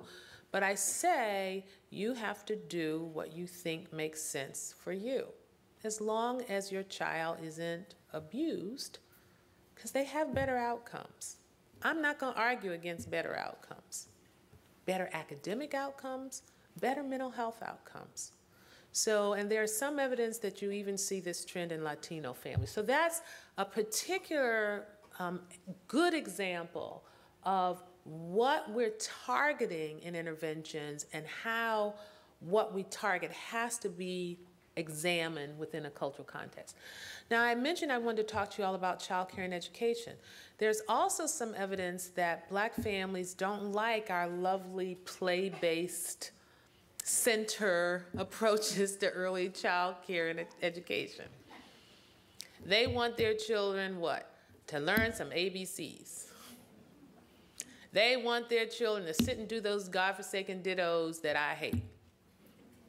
You know, and again, I'm using my family as examples of this evidence, but I took my kids out of the school where my sister had her children. I just couldn't handle it. I just really, you know, I'm trained. I couldn't stand it. The little 2-year-olds were sitting in chairs and the teacher was standing in front of the room. Big A looks like this. Little A looks like this. And she was using a pointer on the board. 2-year-olds, I am serious. And they were sitting in little chairs, Black ladies teaching them. They loved them to death. They got a lot of love, but I just, in good conscience, couldn't sit there and do the A's and A's. And so they ended up at the preschool on campus where it's all constructivist and it's all play-based and children learn through doing. And my mother came to visit and said, "You took them out of there for this?" in her mind, it was of lesser quality. And not to mention the teachers were white and they weren't these beautiful old black ladies and things like that. So again, and we had, what happened with, I don't know how many of you know the developmentally appropriate practices of NACCE, but NACCE had been pushing for, you know, centers to have this more kind of play-based approach. And there was a contingent of black early childhood professionals who said, we take issue with this. And we think that there needs to be some other kinds of things that are more culturally appropriate. NACCE's response was to do another document on cultural appropriateness in terms of developmentally appropriate practice. I mean, this is a huge issue even in early child care and education. So my argument is there has to be a little bit of both. Not that I want them standing up there, big A, little a, but that there has to be, for African American families to feel comfortable about where you're bringing, they need to know that the children are learning their ABCs. Actually, when you think about what we know about school readiness, there is evidence that they have a point, that it is important to not just have centers and child construction of learning, but also to do some phonics stuff. And there is evidence that you want whole language and you want the phonics approach. So when you respond to the cultural mandates of a community, in this particular instance, you are also doing what the evidence says is appropriate. Okay. Now, let's talk about the style of the intervention itself. You know, think about that a little bit. Clearly, the importance of validating people's social experiences is important. And a lady came up to me at the break and was talking about working with Native American teen moms and what you have to do with them and building trust. And we talked about maybe increasing the number of visits and all this kind of stuff that you do, coming with psychological gifts where you're, you know, showing her how to get WIC, and you're coming to her house and finding a way where she can get beautiful little clothes for her children. And you're coming with those kind of gifts all the time, because sometimes with high-risk families, those concrete gifts is what increases the trust. And so you might have to do that a lot in the beginning. But the other thing we talked about is putting the elephant in the room on the table, where you say, I know you probably say, here I am, this white lady coming into your house. What can I possibly know about your experience? Putting it on the table. And I gave her the example of when I, as an African-American worker, I have to go in and work with Latino families, white families, even families who look like me, but who are from Somalia or something like that.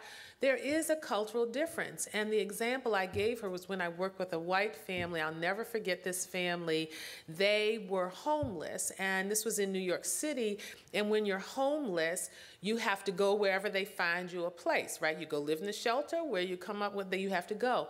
And she had lived in Queens, and they moved her to Brownsville, Brooklyn. And I don't know if any of you know New York City, but this is like all black. She was the only little white lady in the whole community. And when I came to her door, she had 2 big old Doberman pinschers.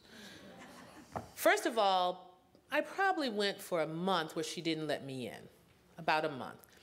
And I could hear the dogs, you know, sort of barking behind the door, so I'd leave the note under the door and I'd go. I even had one of my male staff workers go, and he said, Brenda, I'm not going back there. I'm not going back there. She got dogs, she got dogs. You know, so I said, that's okay, I'll just keep going, keep going. So I would keep going. Well, I guess she just got tired of me coming, so finally she cracked the door to tell me basically she didn't want my services. And there the dogs are barking, barking, barking. And I said to her, I know you don't want me here. I know you saying, here's another black lady at my door. With that, she opened the door a little more. She didn't let me in, but she opened the door a little more. And I said, what can I do to help you? I know you probably don't even want to be here. The reason I was there, as I mentioned, was because she wasn't sending her kid to school. Well, she didn't want her child going to this all-black school. I said, I know you don't want your son to go to this school. You know what? If I were you, I wouldn't want my child either. She opens the door a little more, you know. So we made an agreement that our job would be to get her out of that neighborhood.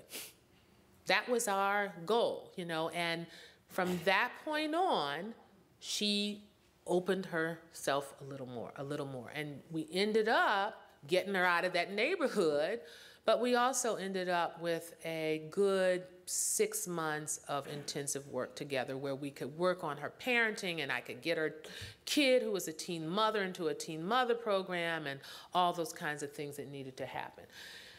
The kid went back to school, he got beat up, so that didn't work out so well because it just validated her concern, but we got her out of there, and once we got her out of there, she was able to send her son to school. But it was because I said, I understand, and I know you don't want me here. That was basically the subtext, but that's okay, we can work together anyway. Okay, so, you know, validating their social experiences, etc., addressing cultural goals like holding on to their culture that they had and trying to assimilate, and their goals around child rearing. I mean, one of the things that we know, culture rears its head mostly in terms of young child rearing. It kind of dissipates later on, often because children are voting with their feet and they're choosing to be more American, etc. But you really see it alive and well with very young children.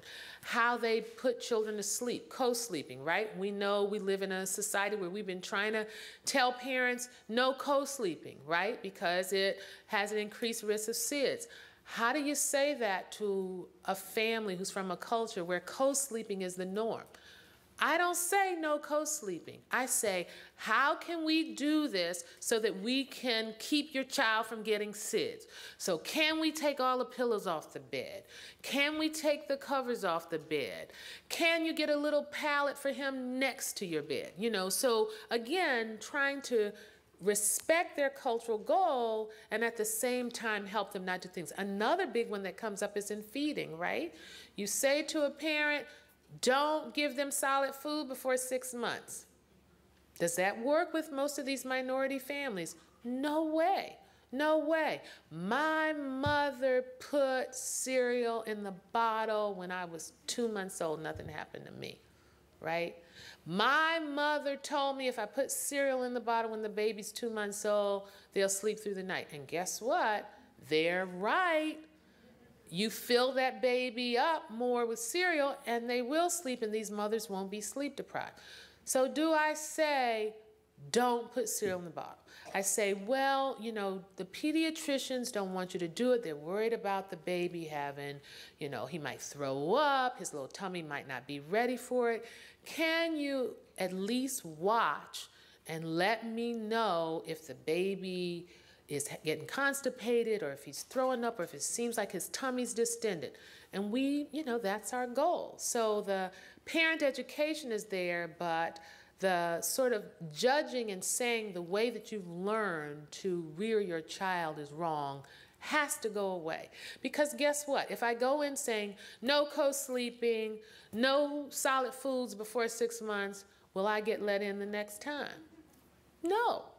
No. So if I, you know, respect who they are, what they think about, I'm more likely to get them to meet me halfway, and then maybe get them to the point where they wait and do solid foods. The one that I really don't like is, you know, you see these teen mothers, they chew the food up in their mouth and stick it in the baby's mouth. That one I really don't like.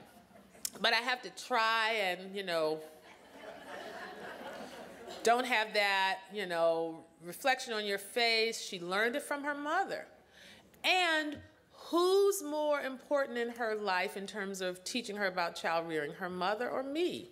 No competition here. She's going to do what her mother tells her to do. So I just kind of have to let it go. All right, but also thinking about incorporating participant style of cultural expression. You'll hear a lot of African American families, for example, talk about, like, there's this little kid who's part of a group that I'm working with. She's 19, just went to college, of course got pregnant her first semester, you know, so she's coming back home, and I'm madder than a hatter because here's a kid that got launched, and she says, when you ask about her baby, well, it was God's will, and God will help me through it. And I want to scream and say, God wanted you to get that college degree, right? That's what you should have done. I can't do that because this is her adaptive strategy. You will see, and there's evidence, you know, you all don't want to believe my clinical kind of anecdotes. There's a lot of evidence that religiosity, spirituality is a bigger issue for minority families than it is for white families. How they think about life, their sort of fatalistic approach to some things, and how they think about coping and how they get their help, right? So respecting and understanding that is an important part of what we do, particularly if you're working with grandmas and, you know, a lot of times you're seeing older women taking care of young black children, really high incidence of that in the African American population. And no matter what your spiritual beliefs, you have to respect what they say. Movement. I have this video, I wish I had shown it to you all, where I have a lot of mothers that I can't get to do this kind of play basis. You even saw this mother on the floor. You know, she wasn't trying to sit there. She said to me, you know, time's up, time's up. So what I have done with some families is use dance as the parent-child interaction. I have this wonderful tape that I didn't show you of an adolescent mother who just had no capacity to play with her kids. She had a big bag of toys that she kept put on the side. They lived in a one-room apartment. So somehow she'd gotten this big bag of toys. She never let the kids play with them. She kept them in a trash bag in the corner. So when I'd come, I'd get her to pull them out, but she couldn't interact with them. Well, one time the radio came on and her little kids started to dance. And she got up and did this wonderful dancing interaction. I could have slapped myself, you know, because I'm from the African American community. I know how important dance and movement is to that community. And I never thought to use that as the mode of parent-child interaction.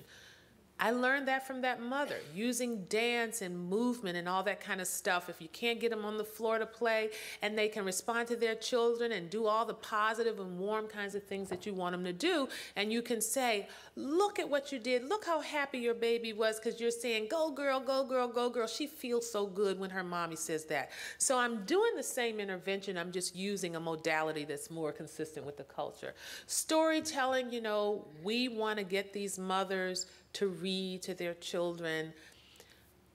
Sometimes their reading is not so good. Sometimes they don't want to do it. Storytelling is a big thing in the African American community. Getting them to do oral kinds of things with their kids is as important, because what's the most potent predictor of early literacy? Language. Language. More than story, more than reading a book, language is the bigger predictor. So getting them to use language in a way. And there's an issue about boundaries. I'm going to talk about boundaries later this afternoon in terms of supervision. But one of the things that I have found working with minority families is that the boundaries have to be a little more fluid. Now, I'm not saying that we do things that are totally inappropriate, like taking families home or giving them money, all that kind of stuff. That is crazy. But that stuff we can't do. We know better. We're not going to do it. But, for example, letting them know you feel for them, crying with them. Now, I was trained to be this kind of neutral person. I have cried with my families when things have happened to them. I have said, I'm worried about you. I have said, I wish life was different for you. I've disclosed some things therapeutically. Now, I'm clear about what things I disclose and what not, but if it has a therapeutic focus, I've disclosed some things, like things I struggle with and how I'm working on things. Now, I'm not going to do like I was supervising this family support worker in Head Start one time, and she took what I said to the extreme and shared with somebody that she had been a victim of domestic violence. Not only did she share that she was a victim of domestic violence, she told him her husband was coming home from jail and she was scared he was going to beat her up. And then when he did come home from jail and he did do that, she told the family. That I had to say to her was going to the extreme, because then the family says, why are you coming to help me, right? You can't even get it together. So, you know, with people who aren't clinically trained, I have to be a little more explicit and work with them around the therapeutic use of self-disclosure. But basically, my point is that sometimes to gain trust, sometimes to equal this playing field, you have to be more human with these families. Okay. The other thing I want to say to you is that pay attention to whether, you know, I've been doing all this talk about evidence-based, the intervention has ever been done with the particular cultural group that you're working with. I'll give you an example. Nurse-family partnership, wonderful effects, good for all kinds of families, less effective with urban African-American families. So again, one of the things we have to think about is how we want to integrate our own knowledge about a particular population with some of these intervention groups. Carolyn Webster Stratton, her incredible years, done with African American families. Family checkup, done with African American families. A big question is, have any of these interventions been done with immigrant groups? Latinos, quite a few of them have. The other immigrant groups that many of you have experience with, not so much. So you need to test and make sure that this is going to work with these kind of families. This issue of staffing is so critical, and I was talking to somebody in the break about that. You don't want minority families to come to an agency where the staff is all white. Bad message. Not that they always have to have an interventionist who looks exactly like them, speaks their language necessarily, but what's the message if all the service providers are white? That you don't value their culture, that you don't think that people of their culture are competent enough to do the work. They don't know that you could have perhaps been looking for 5 years to find somebody who speaks Amharic. They don't know that. What they see is that you don't value who they are. So when your enrollment goes down or when your dosage of your home visiting programs isn't where it should be, that might be part of it. So you want to have an agency profile that looks like you value and respect all these cultures, even if it's the lady who does the receptionist work, by the way, who is often the person who keeps your enrollment up, right? The receptionist lady, so that kind of thing. But even really having staff at all levels understand the culture and understand how to be sensitive.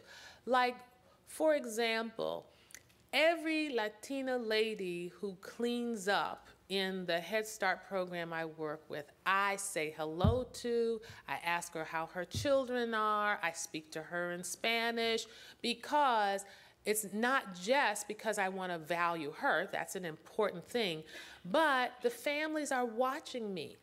They are watching how I interact with people of their culture, and they want to know, is this black lady nice to Latino people or is she not? So I have to really, even if I'm, you know, a person like I am, a consultant who's coming into the agency, I have to watch what I do so that I give a message that I respect and value everybody. Okay, professional development around these cultures and what they are and what they need, and staff capacity to reflect on themselves. I mean, as mental health people, I know all of you do this, but we got to look deep. What we have started doing with our mostly white early childhood professionals, pre-service teachers, we're doing a silent racism session with them, and I'm so glad I'm not doing it. I'm so glad it's the white colleague of mine who's doing it, and she's forcing them to look deep at their own racist notions about Black and Latino children, because that's who they're going to teach. And we have incorporated that into their curriculum. Some of them don't like it. Some of them get mad and say, are you saying that we're racist? And my colleague says, yes, I am. And she's saying, I'm on a journey. I have discovered my own racist leanings. I'm trying to work on them, and my expectation is that you do too. Some of our students go with it, and some of them really don't like it. They call their parents, it's a big mess. But we're trying to say to them, reflect on yourselves. I mean, one of the things that I'm doing now with them, which is really interesting, I'm doing a reflective practice group with them. Cultural issues come up, and I had to do a self-disclosure because one of the times we were talking about how it's important to call all children by name because children who are minority groups thinks you're just marginalizing them. And then guess what I did? I called one of the students another student's name. So I had to do some self-disclosure, and I said I reflected on myself, and what I did was really inappropriate. And just like we talked about, identity is even more important to children from minority groups, and this happened to be a minority student. I should not have done that to her, and I apologize. I apologize to her, and I apologize to the group.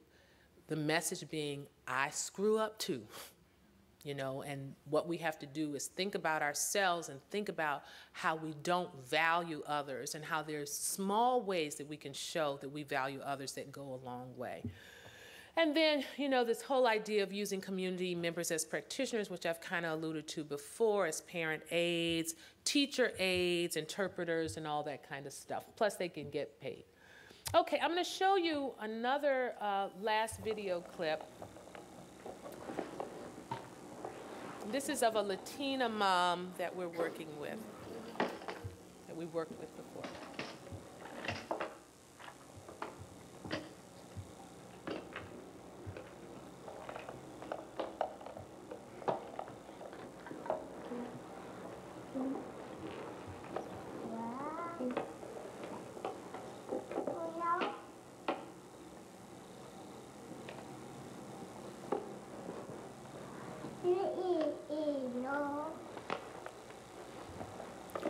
Now, this is a kid who's not in a home visiting intervention, so you're not going to see me or any of my students interacting with her. This is a kid who's in center.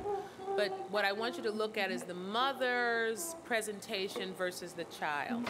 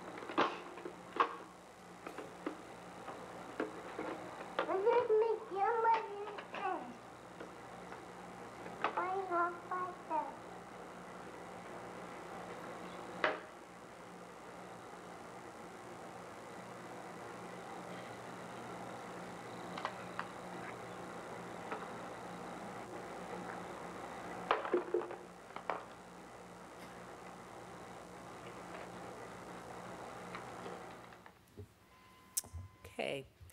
Now, I showed that one to you for a couple of reasons. One, to suggest that in this case, a Latina family looking at parent-child interaction in a play-based setting is not necessarily the way to go. And I actually have a doc student who is looking at how to think about parent-child interaction in Central American families. She actually just came back from El Salvador, and she's studying families in our community. And one of the things that's come out is that we could get better things by looking at cooking, for example. Mothers making pupusas is something that a lot of the families in our area make. So getting their children to help them with pupusas instead of this kind of play. So that's one thing. But the other thing, as you could probably see, is that this is a mother who's quite depressed. She's pregnant again. She's an adolescent. She's a recent immigrant. Her parents are furious with her. She's got this older boyfriend, which is very common with young Latina girls. They have older men boyfriends who's the father baby. Her parents are furious with her. So she's depressed. So one of the ideas is to really think about, you know, addressing that from a cultural perspective as well.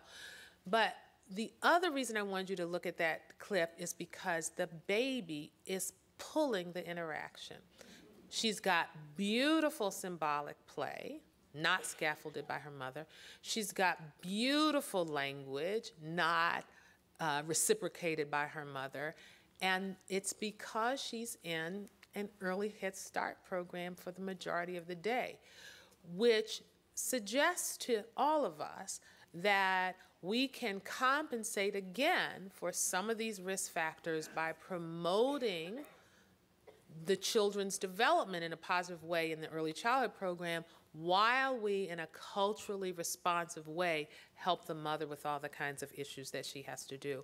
So I'm just going to close by, oops, I don't know what happened to my last slide, but it came off. But I'll just close by suggesting to you that I think this is where we should go as early childhood mental health folks, really sort of respecting who a family is, what their needs are, and really doing it in the context of the primary settings where their children are, which I think in many ways is much more consistent with the cultural ethos of many of these families and some of our more traditional mental health approaches. Thank you.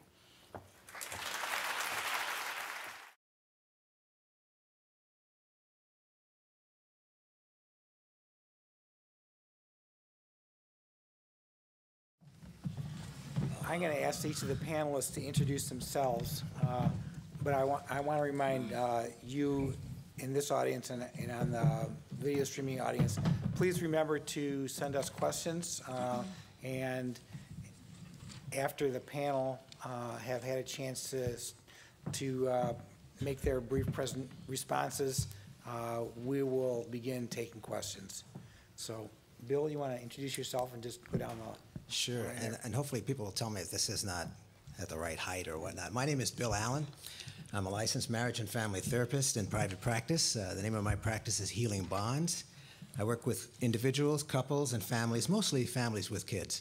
And I'm also on the adjunct faculty of the Family Social Science Department here at the University of Minnesota. And I consult to agencies and government on the intersection of culture and family process, and about the various roles that males play in family life across the lifespan. And I'd like to thank Dr. Harden for this insightful presentation, and also compliment her on her insight to get to Minnesota on one of the few days that it's 60 degrees in March. When I heard about Dr. Harden's presentation, I was particularly intrigued by the title, Promoting Child Well-Being and Early Childhood Intervention Within a Cultural Context. It made me think of two questions. One, why are so many of us in the child welfare field still trying to promote child well-being in a cultural vacuum? That is, operating as if cultural contexts really don't matter. And two, most of our service and treatment systems are based on the so-called medical model of intervention that emphasizes assessment, diagnosis, and treatment. But if our goal is promoting well-being, have we spent enough time defining what well-being looks like? And just as importantly, how it might look different in various cultural contexts. So if we look at racial and ethnic disparities as barometers of how well we're successfully incorporating cultural contexts, I think it's obvious that we've got a lot of room to grow here in Minnesota and across the nation. Based on my work with social service providers that serve families and children, and with governmental entities that regulate and monitor those agencies, there are at least three major areas that we need to improve. First, we need to do a better job training child welfare workers and others that work with families, something that Dr. Hardin's work also discusses as a contributing factor in health disparities. This includes their initial undergraduate and graduate education and training, but also continuing education programs. The training must prepare workers for the increasingly diverse populations and contexts that our families and children represent. Second, we need to discuss and work cases in a manner that more deliberately takes into account both the cultural context of the families involved and the cultural match or mismatch between ourselves as providers and the families. So combined with the first area, this means that we have to progress beyond basing our efforts on 1-hour presentations of the 5 things you need to know about African American families, to a more nuanced discussion of how our staff or agency is actually engaging a particular family and what we can do to facilitate their trust and confidence in us.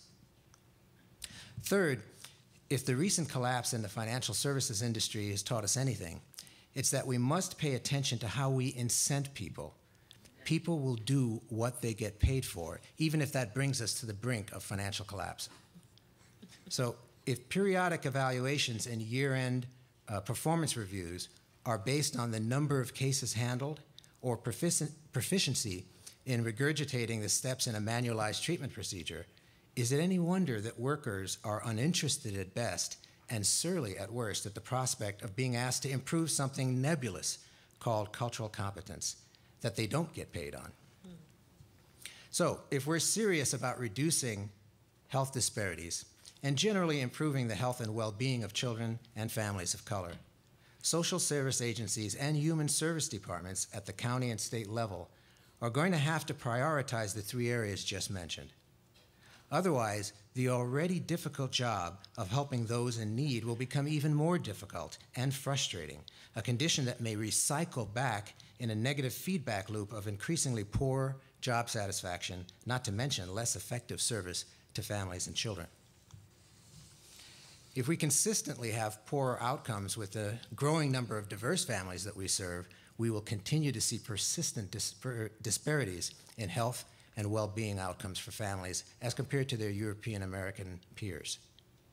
So Dr. Hardin's research and work with infants and families demonstrates how approaches based on the 3 areas previously discussed can make a positive difference in the lives of families and children in our society at the greatest risk.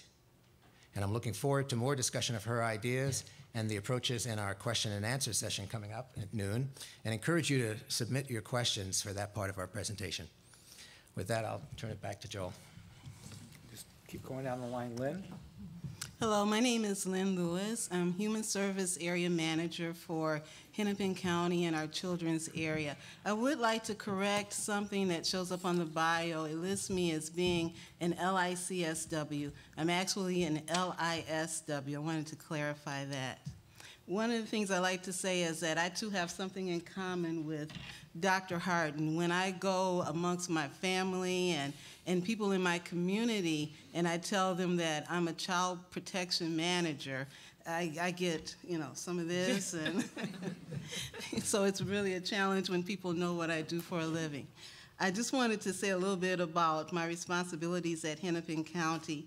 I'm responsible for child protection field, children's mental health, case management, child welfare, Indian child welfare, youth transition services, foster care, licensing, adoption, kinship, other duties as assigned. I mean, it's a long list. When I was listening to Dr. Harden's presentation, I was thinking about some of the areas that Hennepin County and the state at large where she would actually give us an A for our work. And I was looking at our Metro Alliance for Healthy Families. Many of you are familiar with this program. It's an early childhood, early intervention program for expectant families or currently parenting families that may be at risk for child protection involvement. It's a visitation model where we actually go out into the community and do home visiting with these families for an extended period of time. And we're seeing some really positive results as a result of this particular program. And looking at some of the literature that I read from Dr. Harden, looking at lifespan work, we have a very rigorous long-term, I'm sorry, not long-term, but youth in transition program at Hennepin County, where we don't only just look at skills, developing skills for youth who are transitioning out of the foster care system, but we really work with youth on recognizing the different emotional changes that occur as a result of transitioning from foster care to independent living. So it's really looking at, giving them skills emotionally as well as the hard skills that they need to be successful as adults in the community. And then finally, looking at professional development, we're really excited about our current partnership with the University of Minnesota, and particularly looking at the work we're doing with Dr. Garrity and Dr. Carlson around Best Interests of the Child training series that they're conducting for our child welfare area. Really looking at giving staff instruction and really up-to-date research on child development. And so, I think those things you would actually give us an A for. So I appreciate that. I would. I think one of the areas that you might challenge us on is looking at some of our data around disparity. And many of you here in the audience know what we look like as far as our statistical information around disparity. African American children represent probably about 42% of the children that we see in child protection. Native Americans, 7%. Hispanic children, 15%, and that number is actually increasing over time. And when, I'm challenged sometimes when we talk about minority versus majority, because when you really look within our child protection system and you add together all of these different groups, these different racial groups, they actually represent the majority of the folks that we service within the system. So I'm just doing a snapshot of data that I've seen, but 84% of the children that we service right now in child protection, when you add the different groups together, are children of color. And so we're really challenged with looking at what the services that we provide within the context of these different cultures. And one of the things you said that I made a note of was really, it's really important as service providers for us to understand who it is we're serving. And when you go in and you really dissect the data, we have the 42% listed as African American, but within our data, we don't have the ability to really differentiate between African American and East African. And the same is true for Hispanic. We don't differentiate between Mexican Americans and people from the Dominican Republic. So, when we look at our service modalities, they're really geared towards structure, looking at servicing masses as opposed to servicing families and children in an individual way. And I'm just thinking about something that I read from Beyond Common Sense, which you were a part of writing. And one of the things you talked about in that book was really being able to, from a service perspective, really being able to shape systems around developmental trajectories and service trajectories and policy trajectories. And it's really a challenge coming from public administration to figure out how do we do that in a way that's really relevant. I mean, it's really challenging when we look at some of the innovations that you've talked about, but figuring out how do we transfer those those innovations into, a public child welfare setting is huge. So I think, we definitely would like your insights into how we would move forward with that. All right, my name is Catherine Wright, and I work at the Department of Human Services for the state of Minnesota in the Children's Mental Health Division. My area that I'm responsible for is early childhood mental health.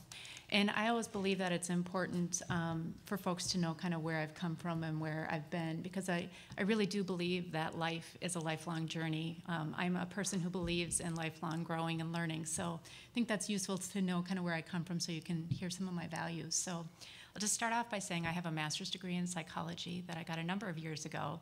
And my first job right out of graduate school was working at a federally qualified health center and managing a program, and I was actually managing right out of graduate school, a program for parents who had been prenatally using chemicals during their pregnancy, and serving both the family and the children, but also doing screenings in the clinic for depression of the mothers, the women prenatally. And I think that experience was extremely useful, and I always believe that it wasn't about me coming in and doing these interventions. It was about me really working with the community and the elders in the agency to figure out what was the best fit and what folks needed. And so I got a lot of experience that way.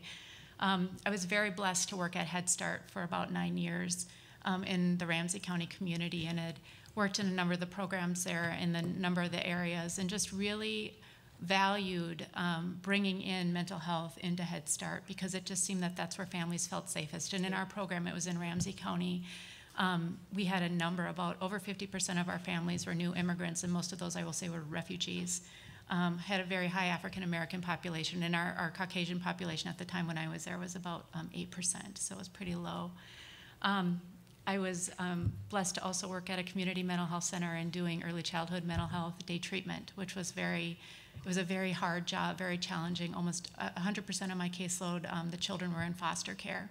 And so there wasn't a lot of opportunity to work with the biological families and really help support the system. So the kids were on the other end of the spectrum, and it was almost too late to start repairing some of those relationships with the families.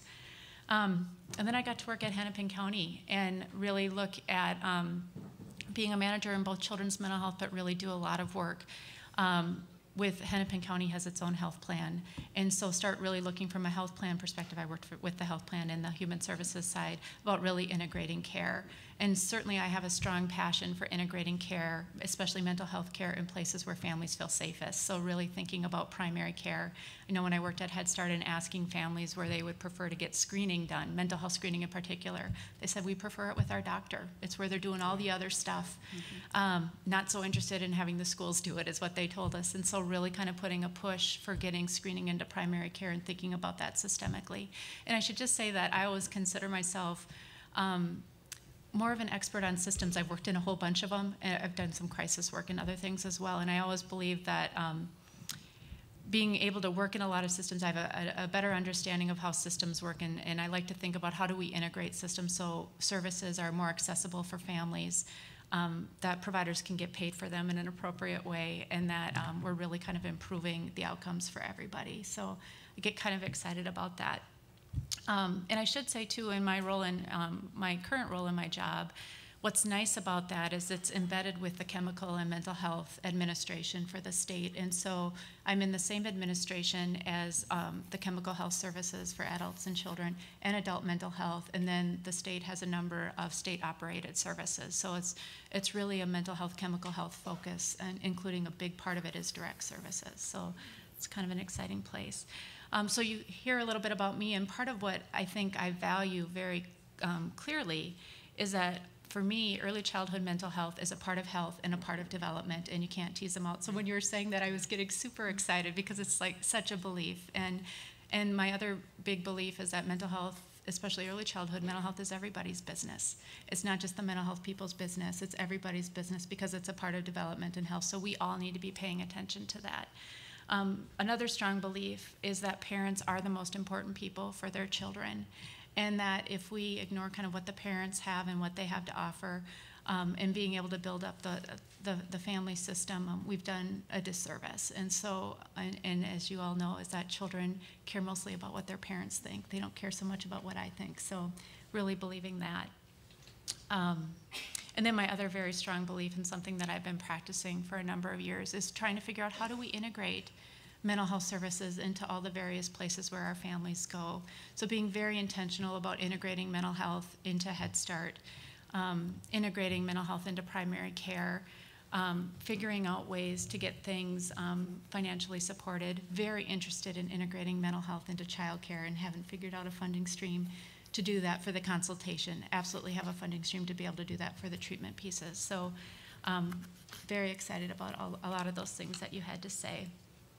And I just wanted to say from a state perspective, some of the things that we've been working on for the past number of years, though I'm pretty new to my position, is really embracing, like I said, embracing mental health as a part of development and health. So really promoting the use of the DC 0 to 3, which is a developmental way of really doing diagnosis and assessment. And it mandates that the parent is a partner, which I think the parent is on a journey with us through this process. So it's not about something that's happening to the parent is a partner.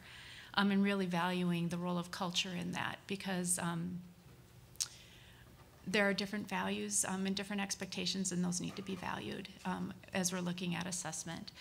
Some of the other things that we've been working on in this state, which I think is kind of exciting, is that mental health is now a part of Part C early intervention in this state.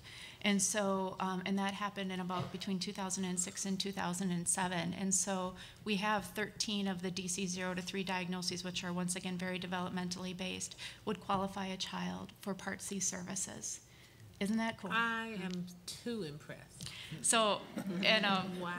I thank my boss for that, who's sitting there. But I think that it's an opportunity for us to once again really embrace that mental health is a part of development and is a part of health. And we're currently working on rewriting some of our rules so clinicians can get paid for doing the DC 0 to 3 with Fidelity, which requires 3 to 5 sessions. So once again, going back to the Fidelity piece. And then some of the things that the state has also been working on is really promoting evidence-based practices, and evidence-based in the strictest form of what is the issue that the family or the child is coming with? Are we assessing it appropriately? And then what is the appropriate service? Not assuming that all services meet the needs of all families. And so being very, very intentional about that, and putting a lot of resource into training staff on how to do those, and then mentoring them through the process. Because I think that's the other thing I've learned a lot, is that it's not about a training that you go to and then you're going to get all of your answers. It's about having that ongoing mentoring and support to be able to do it with Fidelity. And then we have a new opportunity, which I'm super excited about. Like I said, I'm embedded in the mental health and chemical health area of the state, and have really been talking with our partners in the adult world about how are we integrating. A lot of the families that are being served by chemical health and by adult mental health have babies. And we haven't been able to support, or haven't historically supported very well, those staff working with those families. And how can we bring in somebody, they're already in the home, how can we bring somebody in that can help pay attention more to the baby in that family system? So we're starting on a newer path about really thinking about that systemically. And then throughout this whole process is continuing to engage our partners. I believe that we don't move forward on our own. We only move forward as we gather partners and friends. And so partners and friends we think about are certainly the Head Starts across the state. We have a lot of partnerships with them. The mental health folks who are very interested in serving young kids. How do we get them the training that they need on early childhood development, because it is a huge gap we're seeing across all of our systems. And then how do we support them to do things with fidelity and make sure that they're using a developmental approach when they're doing assessment and treatment.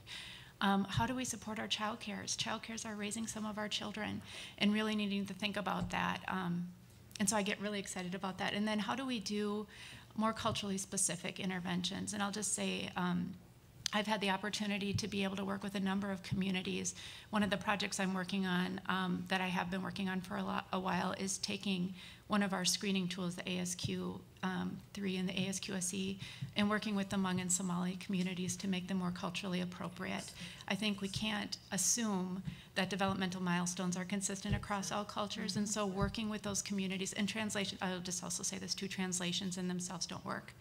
And so working with those communities to make sure that the questions have cultural relevance, and then that the screenings are able to be provided in a way that the families can access them, because so many of our families don't read. So handing family a piece of paper doesn't make a lot of sense.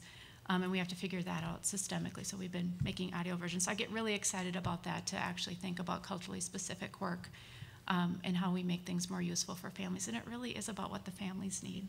So really not about us. So I appreciate all you had to say, because I was like, oh, this fits with our plan. So thank you, because it's just very exciting. Thank you all. And if any of you know Catherine well, you'll know that she will have a plan for where we need to go next. It's almost noon, so traditionally this is the time when some of our greater Minnesota sites choose to cut away and have your own dialogues at your sites. So now would be the time to do that if that's your practice. For the rest of us, those of you in greater Minnesota and here, we're now going to be open for questions. And so please either email your questions to cmhdata@umn.edu or pass your questions to, could you pass the questions to people in the aisle? Otherwise, I'll never be able to catch up with them all. And Brenda, you have special status. If you have questions, I think you should just go ahead and. I just had some responses. You just need to be at a microphone. First of all, I didn't choose any of these three panelists. I didn't know them, but I would give you all A's because you're my kind of people. And I just wanted to, I had just like a comment for each of you. First, about your comment about incenting people, and I was reminded of what a colleague of mine in Santa Clara County did about the racial disproportionality issue. He was the administrator of their child welfare system. Now, arguably, it's a smaller system than yours, but he found that when he monitored people, which is just what you're talking about, monitored people for their decision-making around African American, Latino, and other children of color, that his racial disproportionality rates went down. Now, he took a lot of flack for it. He was written up in the paper saying he was racist, you know, on the other side. But it's just what you were saying about, you know, people getting paid for what they do, and they changed their approach. And I wanted to comment about the public child welfare issue and really resonate with your feeling like it's a huge challenge. We did some work in DC with the public child welfare system, and the two areas where we felt like we made a dent in terms of getting the system, and it's a tough system, to be more responsive to the developmental needs and evidence-based. One, we actually taught social workers to use the ASQ, one, which they can do. If you can train a home visitor to do the ASQ, you can train social service child welfare staff to do it, so that they wouldn't have to depend on their own child development knowledge, but they use the ASQ in the context of their visits with families, and it gave them sort of a developmental framework to think about the children. But the other thing we pushed for was supervision, which I know we're going to deal with later, because I guess I feel like we can't expect public child welfare workers to be able to deliver the intervention. So I was happy to hear about your Metro-wide alliance, because I think sometimes you have to have the partners do the intervention, but at least to get the public child welfare workers sensitive to the fact that they have to do something different for certain kinds of families. And sometimes the best place for that to happen is in the context of supervision, which I know we're going to deal with. And then I just wanted to make some comments about the whole integrated services. You heard my happiness when I heard that Part C, because as you know, it's been difficult to get DC 0 to 3 accepted in the general, certainly insurance community, et cetera. So I was happy to hear about that. But I actually think the most important thing you said was about having parents guide your practice. And it was your parents who said to you, we want our mental health screenings in the pediatric community, and you listened to them instead of sort of what I was saying is holding on to our, old traditions that may have worked 30 years ago, but don't necessarily make any sense now, and certainly to me don't make any sense for very young children in some of these new cultural groups that we're experiencing. All right, I'm accumulating quite a pile of questions here. I'm not sure we'll get through all of them. This first one was from our audience in Duluth, and the question is, where are the fathers in all of this? Are there evidence-based comparisons of including and not including fathers? Well, I'm really glad that somebody said that, because the first video that you showed, Dr. Harden, I was very, very moved by that. I think most of us who work with families have been in that situation of being with a mother and a child, or with a child, or being in a home. And you said something really powerful about that we have to develop a sense of empathy for these moms and for the primary caregivers. And what I thought as you were saying that, and as I reflected on the video a little bit more, was we also have to develop a sense of empathy and maybe even a vision of the males involved in these families' lives. Often they're there and we just don't see them. But even if they're not there, we have to develop a capacity to imagine them and to try to help the families understand what a resource they can be in the development of the children, as well as support to the mothers. So I think it's critically important that as a field, we get better at being able to be inclusive of the roles that males play in these families' lives. And even when they're not there, be able to see them and to be able to understand that they are playing a role. I don't want to break it down to just basic biology, but if there are mothers and there are children, there must be fathers. There must be men involved in these lives.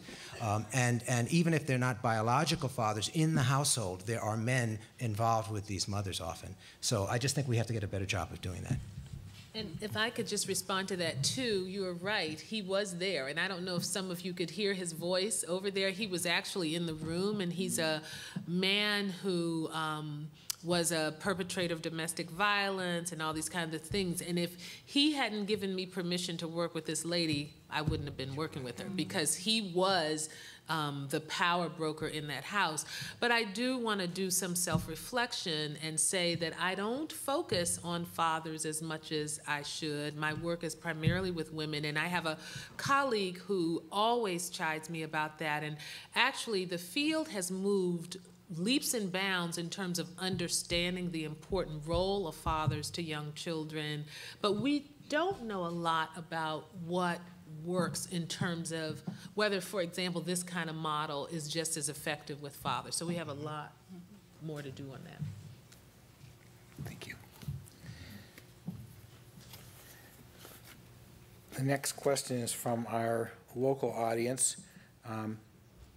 You mentioned relationships as a key earlier in your presentation. Might relationship account for similar outcomes for infant mental health and psychoeducational and skills approaches? Might the relationship with a person who is genuinely curious about you and who sees you as valuable be the true change agent?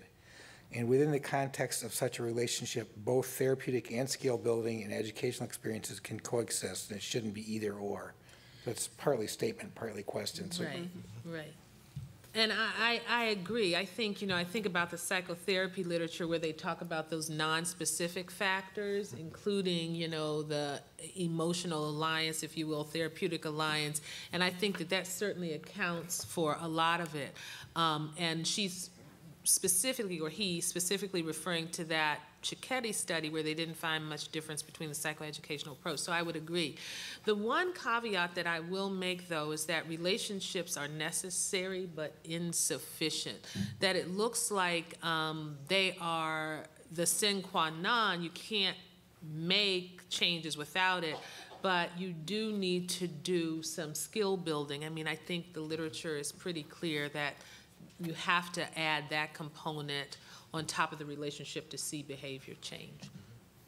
I think I would totally agree with that I think sometimes we get into dichotomous thinking and thinking that it's either skills and technique or art or therapy or relationship or clinical experience.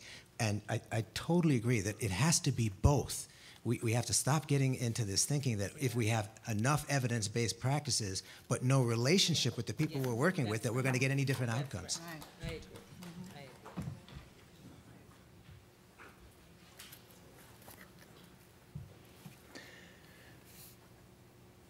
Another question from Rochester concerning play therapy, and I'm not sure that I completely remember what your comment was about play therapy, but I believe you said that it didn't work for everybody. Yeah. And so I guess the question is really when and how could it be useful? I was waiting to get pummeled for that one. And as I said to you all, I've been trained as a play therapist. We don't have a lot of evidence that it works. And I think some of that is because we haven't done the science. And just like they've done the science on some of the more parent-child interactional approaches, I would encourage anybody who does it to make sure you do the science, because pretty soon we're not going to be given money to do anything that doesn't have an evidence base attached to it. So I think, I'm challenging those of us who believe in it to do it.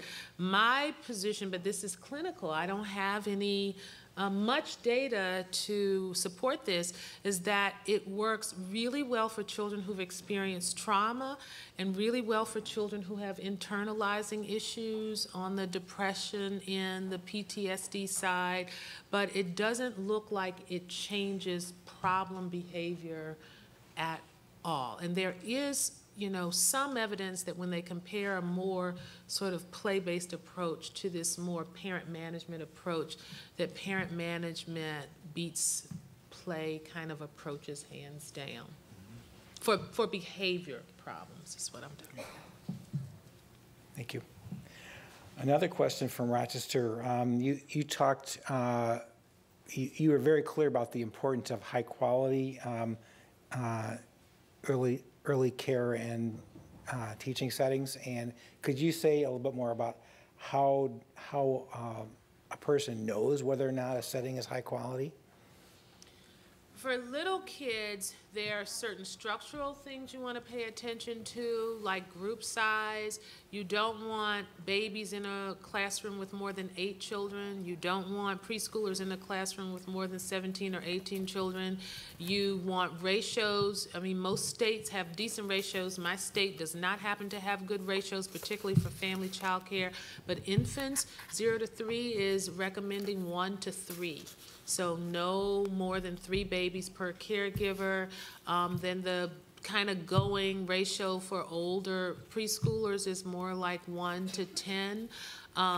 So those are like the regulatable things. There's a lot of controversy about whether teacher degrees make any difference for little kids. A lot of controversy. There's some evidence that you don't need a bachelor's degree in teaching to really deliver high quality child care, early education services.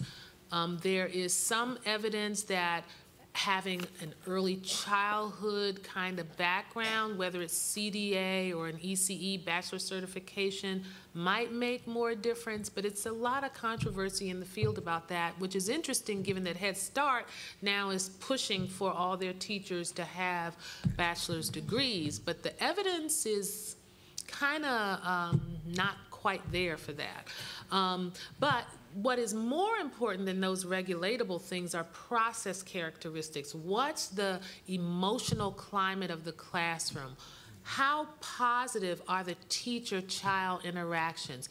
Is there some opportunity for learning going on, which is particularly an issue at our child care programs where we have a lot of staff-to-staff talk. They put out the materials, but there's nobody really scaffolding children, or they might give them some kind of little leaf project in the fall and they say glue it on and then that's the project for the day.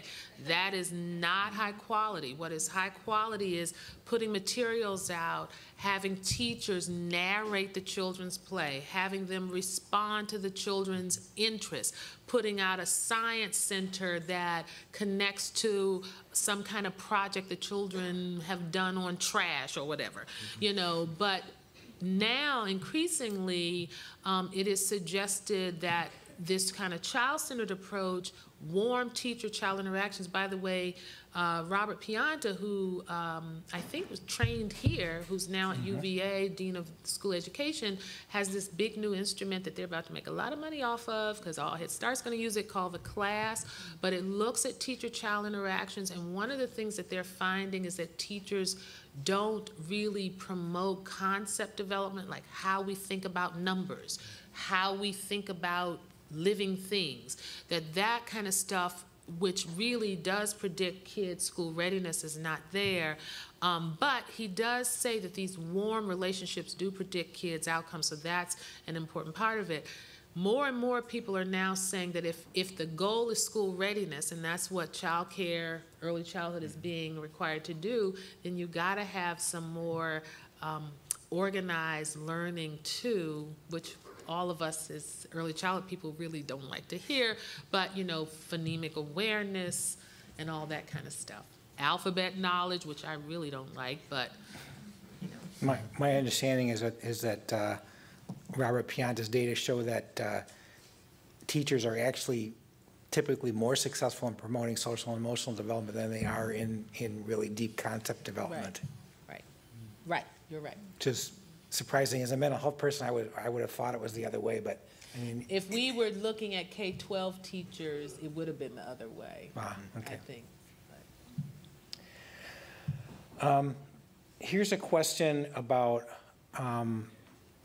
it's about inclusion of other cultures, and I think it's written at a system level more than at an individual worker level. And the questioner is concerned about the conflict between honoring Caucasian or Western European traditions like Christmas and holidays and so on, and honoring and including other traditions, and how that in some locations, this one's a suburban location, how there's a lot of stress around those kind of issues. I'm just curious if there's some way that you would like to respond to that.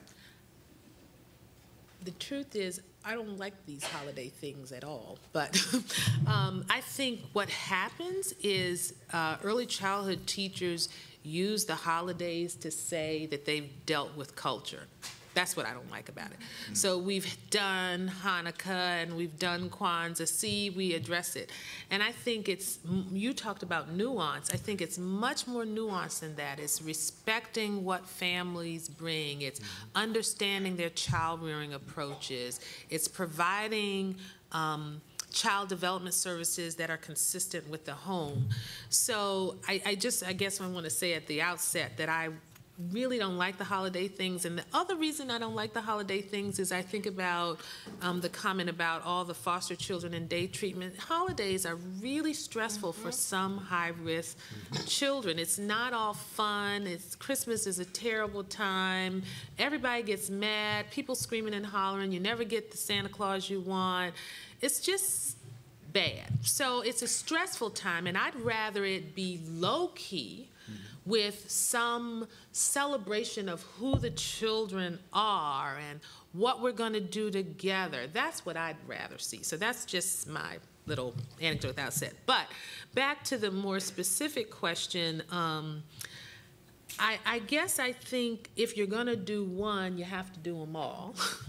And if you have Jewish children in your class, you got to do Hanukkah. If you have, we just had a little child who's an African-American child who's Muslim, and we did Ramadan and what that meant. And her mother brought goat into the class. And so if you're gonna do one, I think you have to do everyone, but here's a way that parents could get more involved. So instead of teachers pretending like they can know all these cultural traditions, have parents, parents are looking for ways they can be involved. They can't do, volunteering in the class all morning like, some parents can, but they can tell the teacher about something, or they can have the child bring in a little something from their culture in their backpack or something like that. So it's a good parent involvement activity. And in one school that we're working with because of our professional development school network in my university,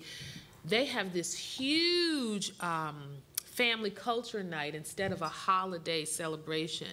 And they have foods from all over the world. It's a big international night. They give out books to each family, a little kid's book. And it's just open and free and celebrate flags from all cultures. It's just a wonderful thing. And it, in fact, has increased their parent involvement across the board. So I'd rather do that. Along with it, I think it's a huge paradigm shift, for service providers. It's no longer that we have one set mode of, what defines a holiday and what we celebrate. It causes us as service providers to be dynamic in our learning. And inclusive. And inclusive. Can I just add one other thing, too? I think, because it makes me think about the role of families. When I worked at our Head Start program, we had one center in particular that there were 20 children, and I think that there were, I want to say, between 14 and 18 different languages in that classroom. It was extremely diverse. So when we were talking about cultural, what do you do? I just really think one of the things that we instituted there is you need to ask the family what they value and what they hope to get out of this program. You can't assume that everybody's going to be at the same place with what they want. And I think that kind of goes back to the traditions and really looking at the family as a partner in all the work that we do. They know what they value, and they know what they want to get out of it, and we need to ask them. We actually have some Latino families who said they want their children to do the American tradition. So I think that goes back to your point. You have to learn from them.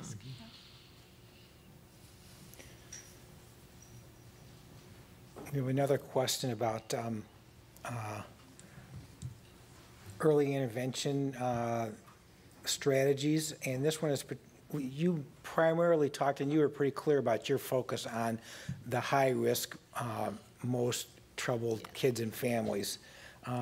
This questioner wanted to push you a little bit. Do you have recommendations for medium-risk or lower-risk kids and families? Are there interventions or strategies that people should be thinking about for those other kids and families?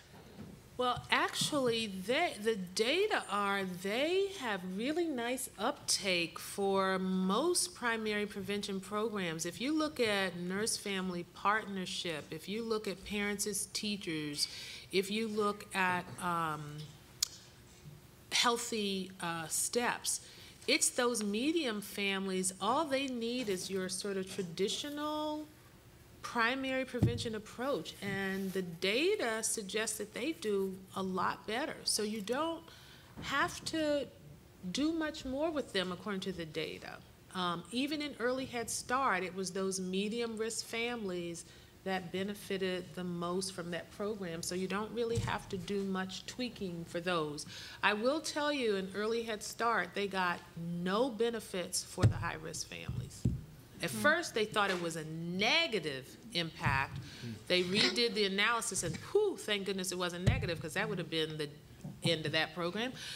But no benefits for the high-risk families. So these kind of primary prevention programs look like they're really tailor-made for that group. They just don't, you gotta up the ante for the high-risk ones. It could be, don't you think, too, Dr. Hardin, that these high-risk factors are undoing the benefit of whatever intervention we're talking about. You talked about child therapy before. Well, it may be that child therapy does work, but unfortunately, the other contextual factors undo whatever benefit comes from the child therapy. I think you're exactly right. Can I share just a really short story? You just reminded me of something. Years ago, I used to do parent education classes at a shelter. And in one of our sessions, we had a young mom there, and she was not participating at all in the session, and she had her arms folded the whole time during the session. And so finally, I asked her, what's going on? Why aren't you participating in the session? And so she basically said, what you're talking about has nothing to do with what I'm experiencing right now. She didn't say it that, in that tone, basically. And she used some words that probably wouldn't be good to use right now. But it didn't. And I thought about, what did it mean to parent a young child in a shelter? And she was basically a kid herself. She was 18, 19 years old. And the women in the group basically rallied around her. And just thinking about it now, it makes me emotional. But they rallied around her. And they told her, well, you don't like to necessarily sit down and play with your kids in this way. What do you like to do? And she said, I like to go to the park and swing. And so they started talking about how she could interact with her child, playing at the park and on the swing. She could have fun at the same time. And I thought about, I'm coming in there with one set of things that I'm trying to teach when I wasn't really looking at the environment that she was living in, trying to parent in a shelter, not knowing when she was going to be able to find housing, and her child was acting out. If her child acted out in a certain way, she could be kicked out of the shelter. So, thinking about all those different things, and not necessarily that the play therapy wouldn't work, but the fact that she had all these other issues swirling around in her environment. If I could build on that for a minute about parent education, I'm probably going to get pummeled again, but I have done a lot of parent education in my life, run a lot of parent groups, done a lot of child development education in parent groups, and the data suggests that they do not work. That this kind of didactic approach that I've done a million times, I can't tell you how many, where you're teaching parents about alternative approaches to discipline, where you're talking to them about child development, where you're helping them to think about their role as parents and being responsive, that kind of group-based didactic approach is not really effective. What looks like it works is when you do more experiential, active parent education where you're responding to the parent in the moment while they're taking care of their child, when they're on the swings and the mother swings the kid up too high and the kid's going and can't breathe, saying, oh wow, look at him, I think he might be telling you something. What do you think he's telling you? Doing it in the moment is effective, but the group-based stuff that many of us, and if you think about child welfare, what did the judges ask? Have they gone to a parenting class? And basically, there is no evidence that it makes a bit of difference in their behavior. They can say, I know more about what to do with discipline, but they don't change their behavior. What we've taught them. Or what we've taught them, but they don't change their behavior. I want to paraphrase one of the other questioners who asked a question sort of related to what you're talking about. How do you, when a family is, when you're the primary interventionist with a family and they're struggling with financial and economic and safety issues, how do you find time to go to the swing and teach them about how to deal with their child on the swing? I used to say to them, I supervise students who were part of our infant mental health program. I don't do it anymore, but I used to. But I remember saying to them, don't leave the house until you've done parent-child interaction. And I don't know if you all have ever heard Victor Bernstein speak, but he talks about stemming the tides of risk and how these families always have risk factors, and yes, you deal with them. Absolutely. You problem solve, you empathize, but you sort of say to yourself in your mind, and you have to do this in a metacognitive way, half this intervention has to be parent-child interaction. And the way that he talks about doing it, I love it. He calls it pivoting, where he says you use what they've brought to you. You know, I don't have WIC, they cut my welfare off because I didn't go to the training, and you say, it sounds like you're really stressed. How do you think it's gonna make your child feel with you being under all this stress? Is your child under the stress? So he talks about using the risk discussion to bring the mother back to the child, and then you go to the parent-child interaction there. And I really internalized what he said, like, I forgot your name. Catherine. Like Catherine, I feel like I'm a lifelong learner, and it was a watershed moment when I went to a training and he said that, and I thought, he's right. If we don't do it, it'll never get done, because it's not like these families are ever going to magically not have these risk factors. So, you know, it's not like I had one of my students say she heard somebody who did a curriculum to be unnamed who said a mother was evicted, her couch was on the front in the front of the apartment building, and instead of talking about the eviction, she sat her down and did her curriculum. I'm not talking about going to that extreme, but I am saying, wow, you got evicted. Oh my God, let me help you problem solve. Let me think about the shelter. Is there anybody who can come and watch your furniture? Where can we store your furniture? And go down the list. And how do you think your baby's doing in the middle of all this?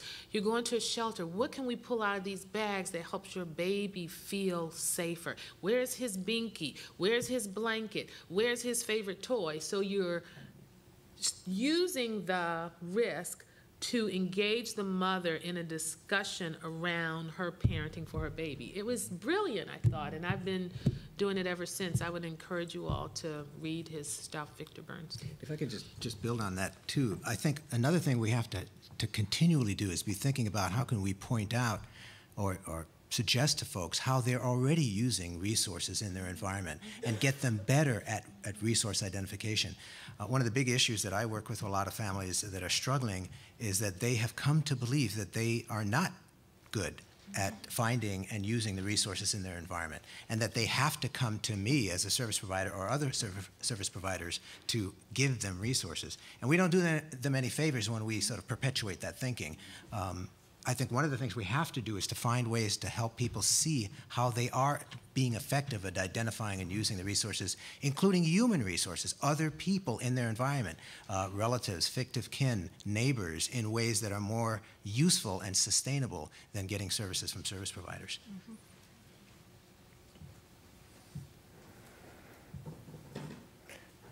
One last question. I wish I could pick one that wasn't too big, but I won't.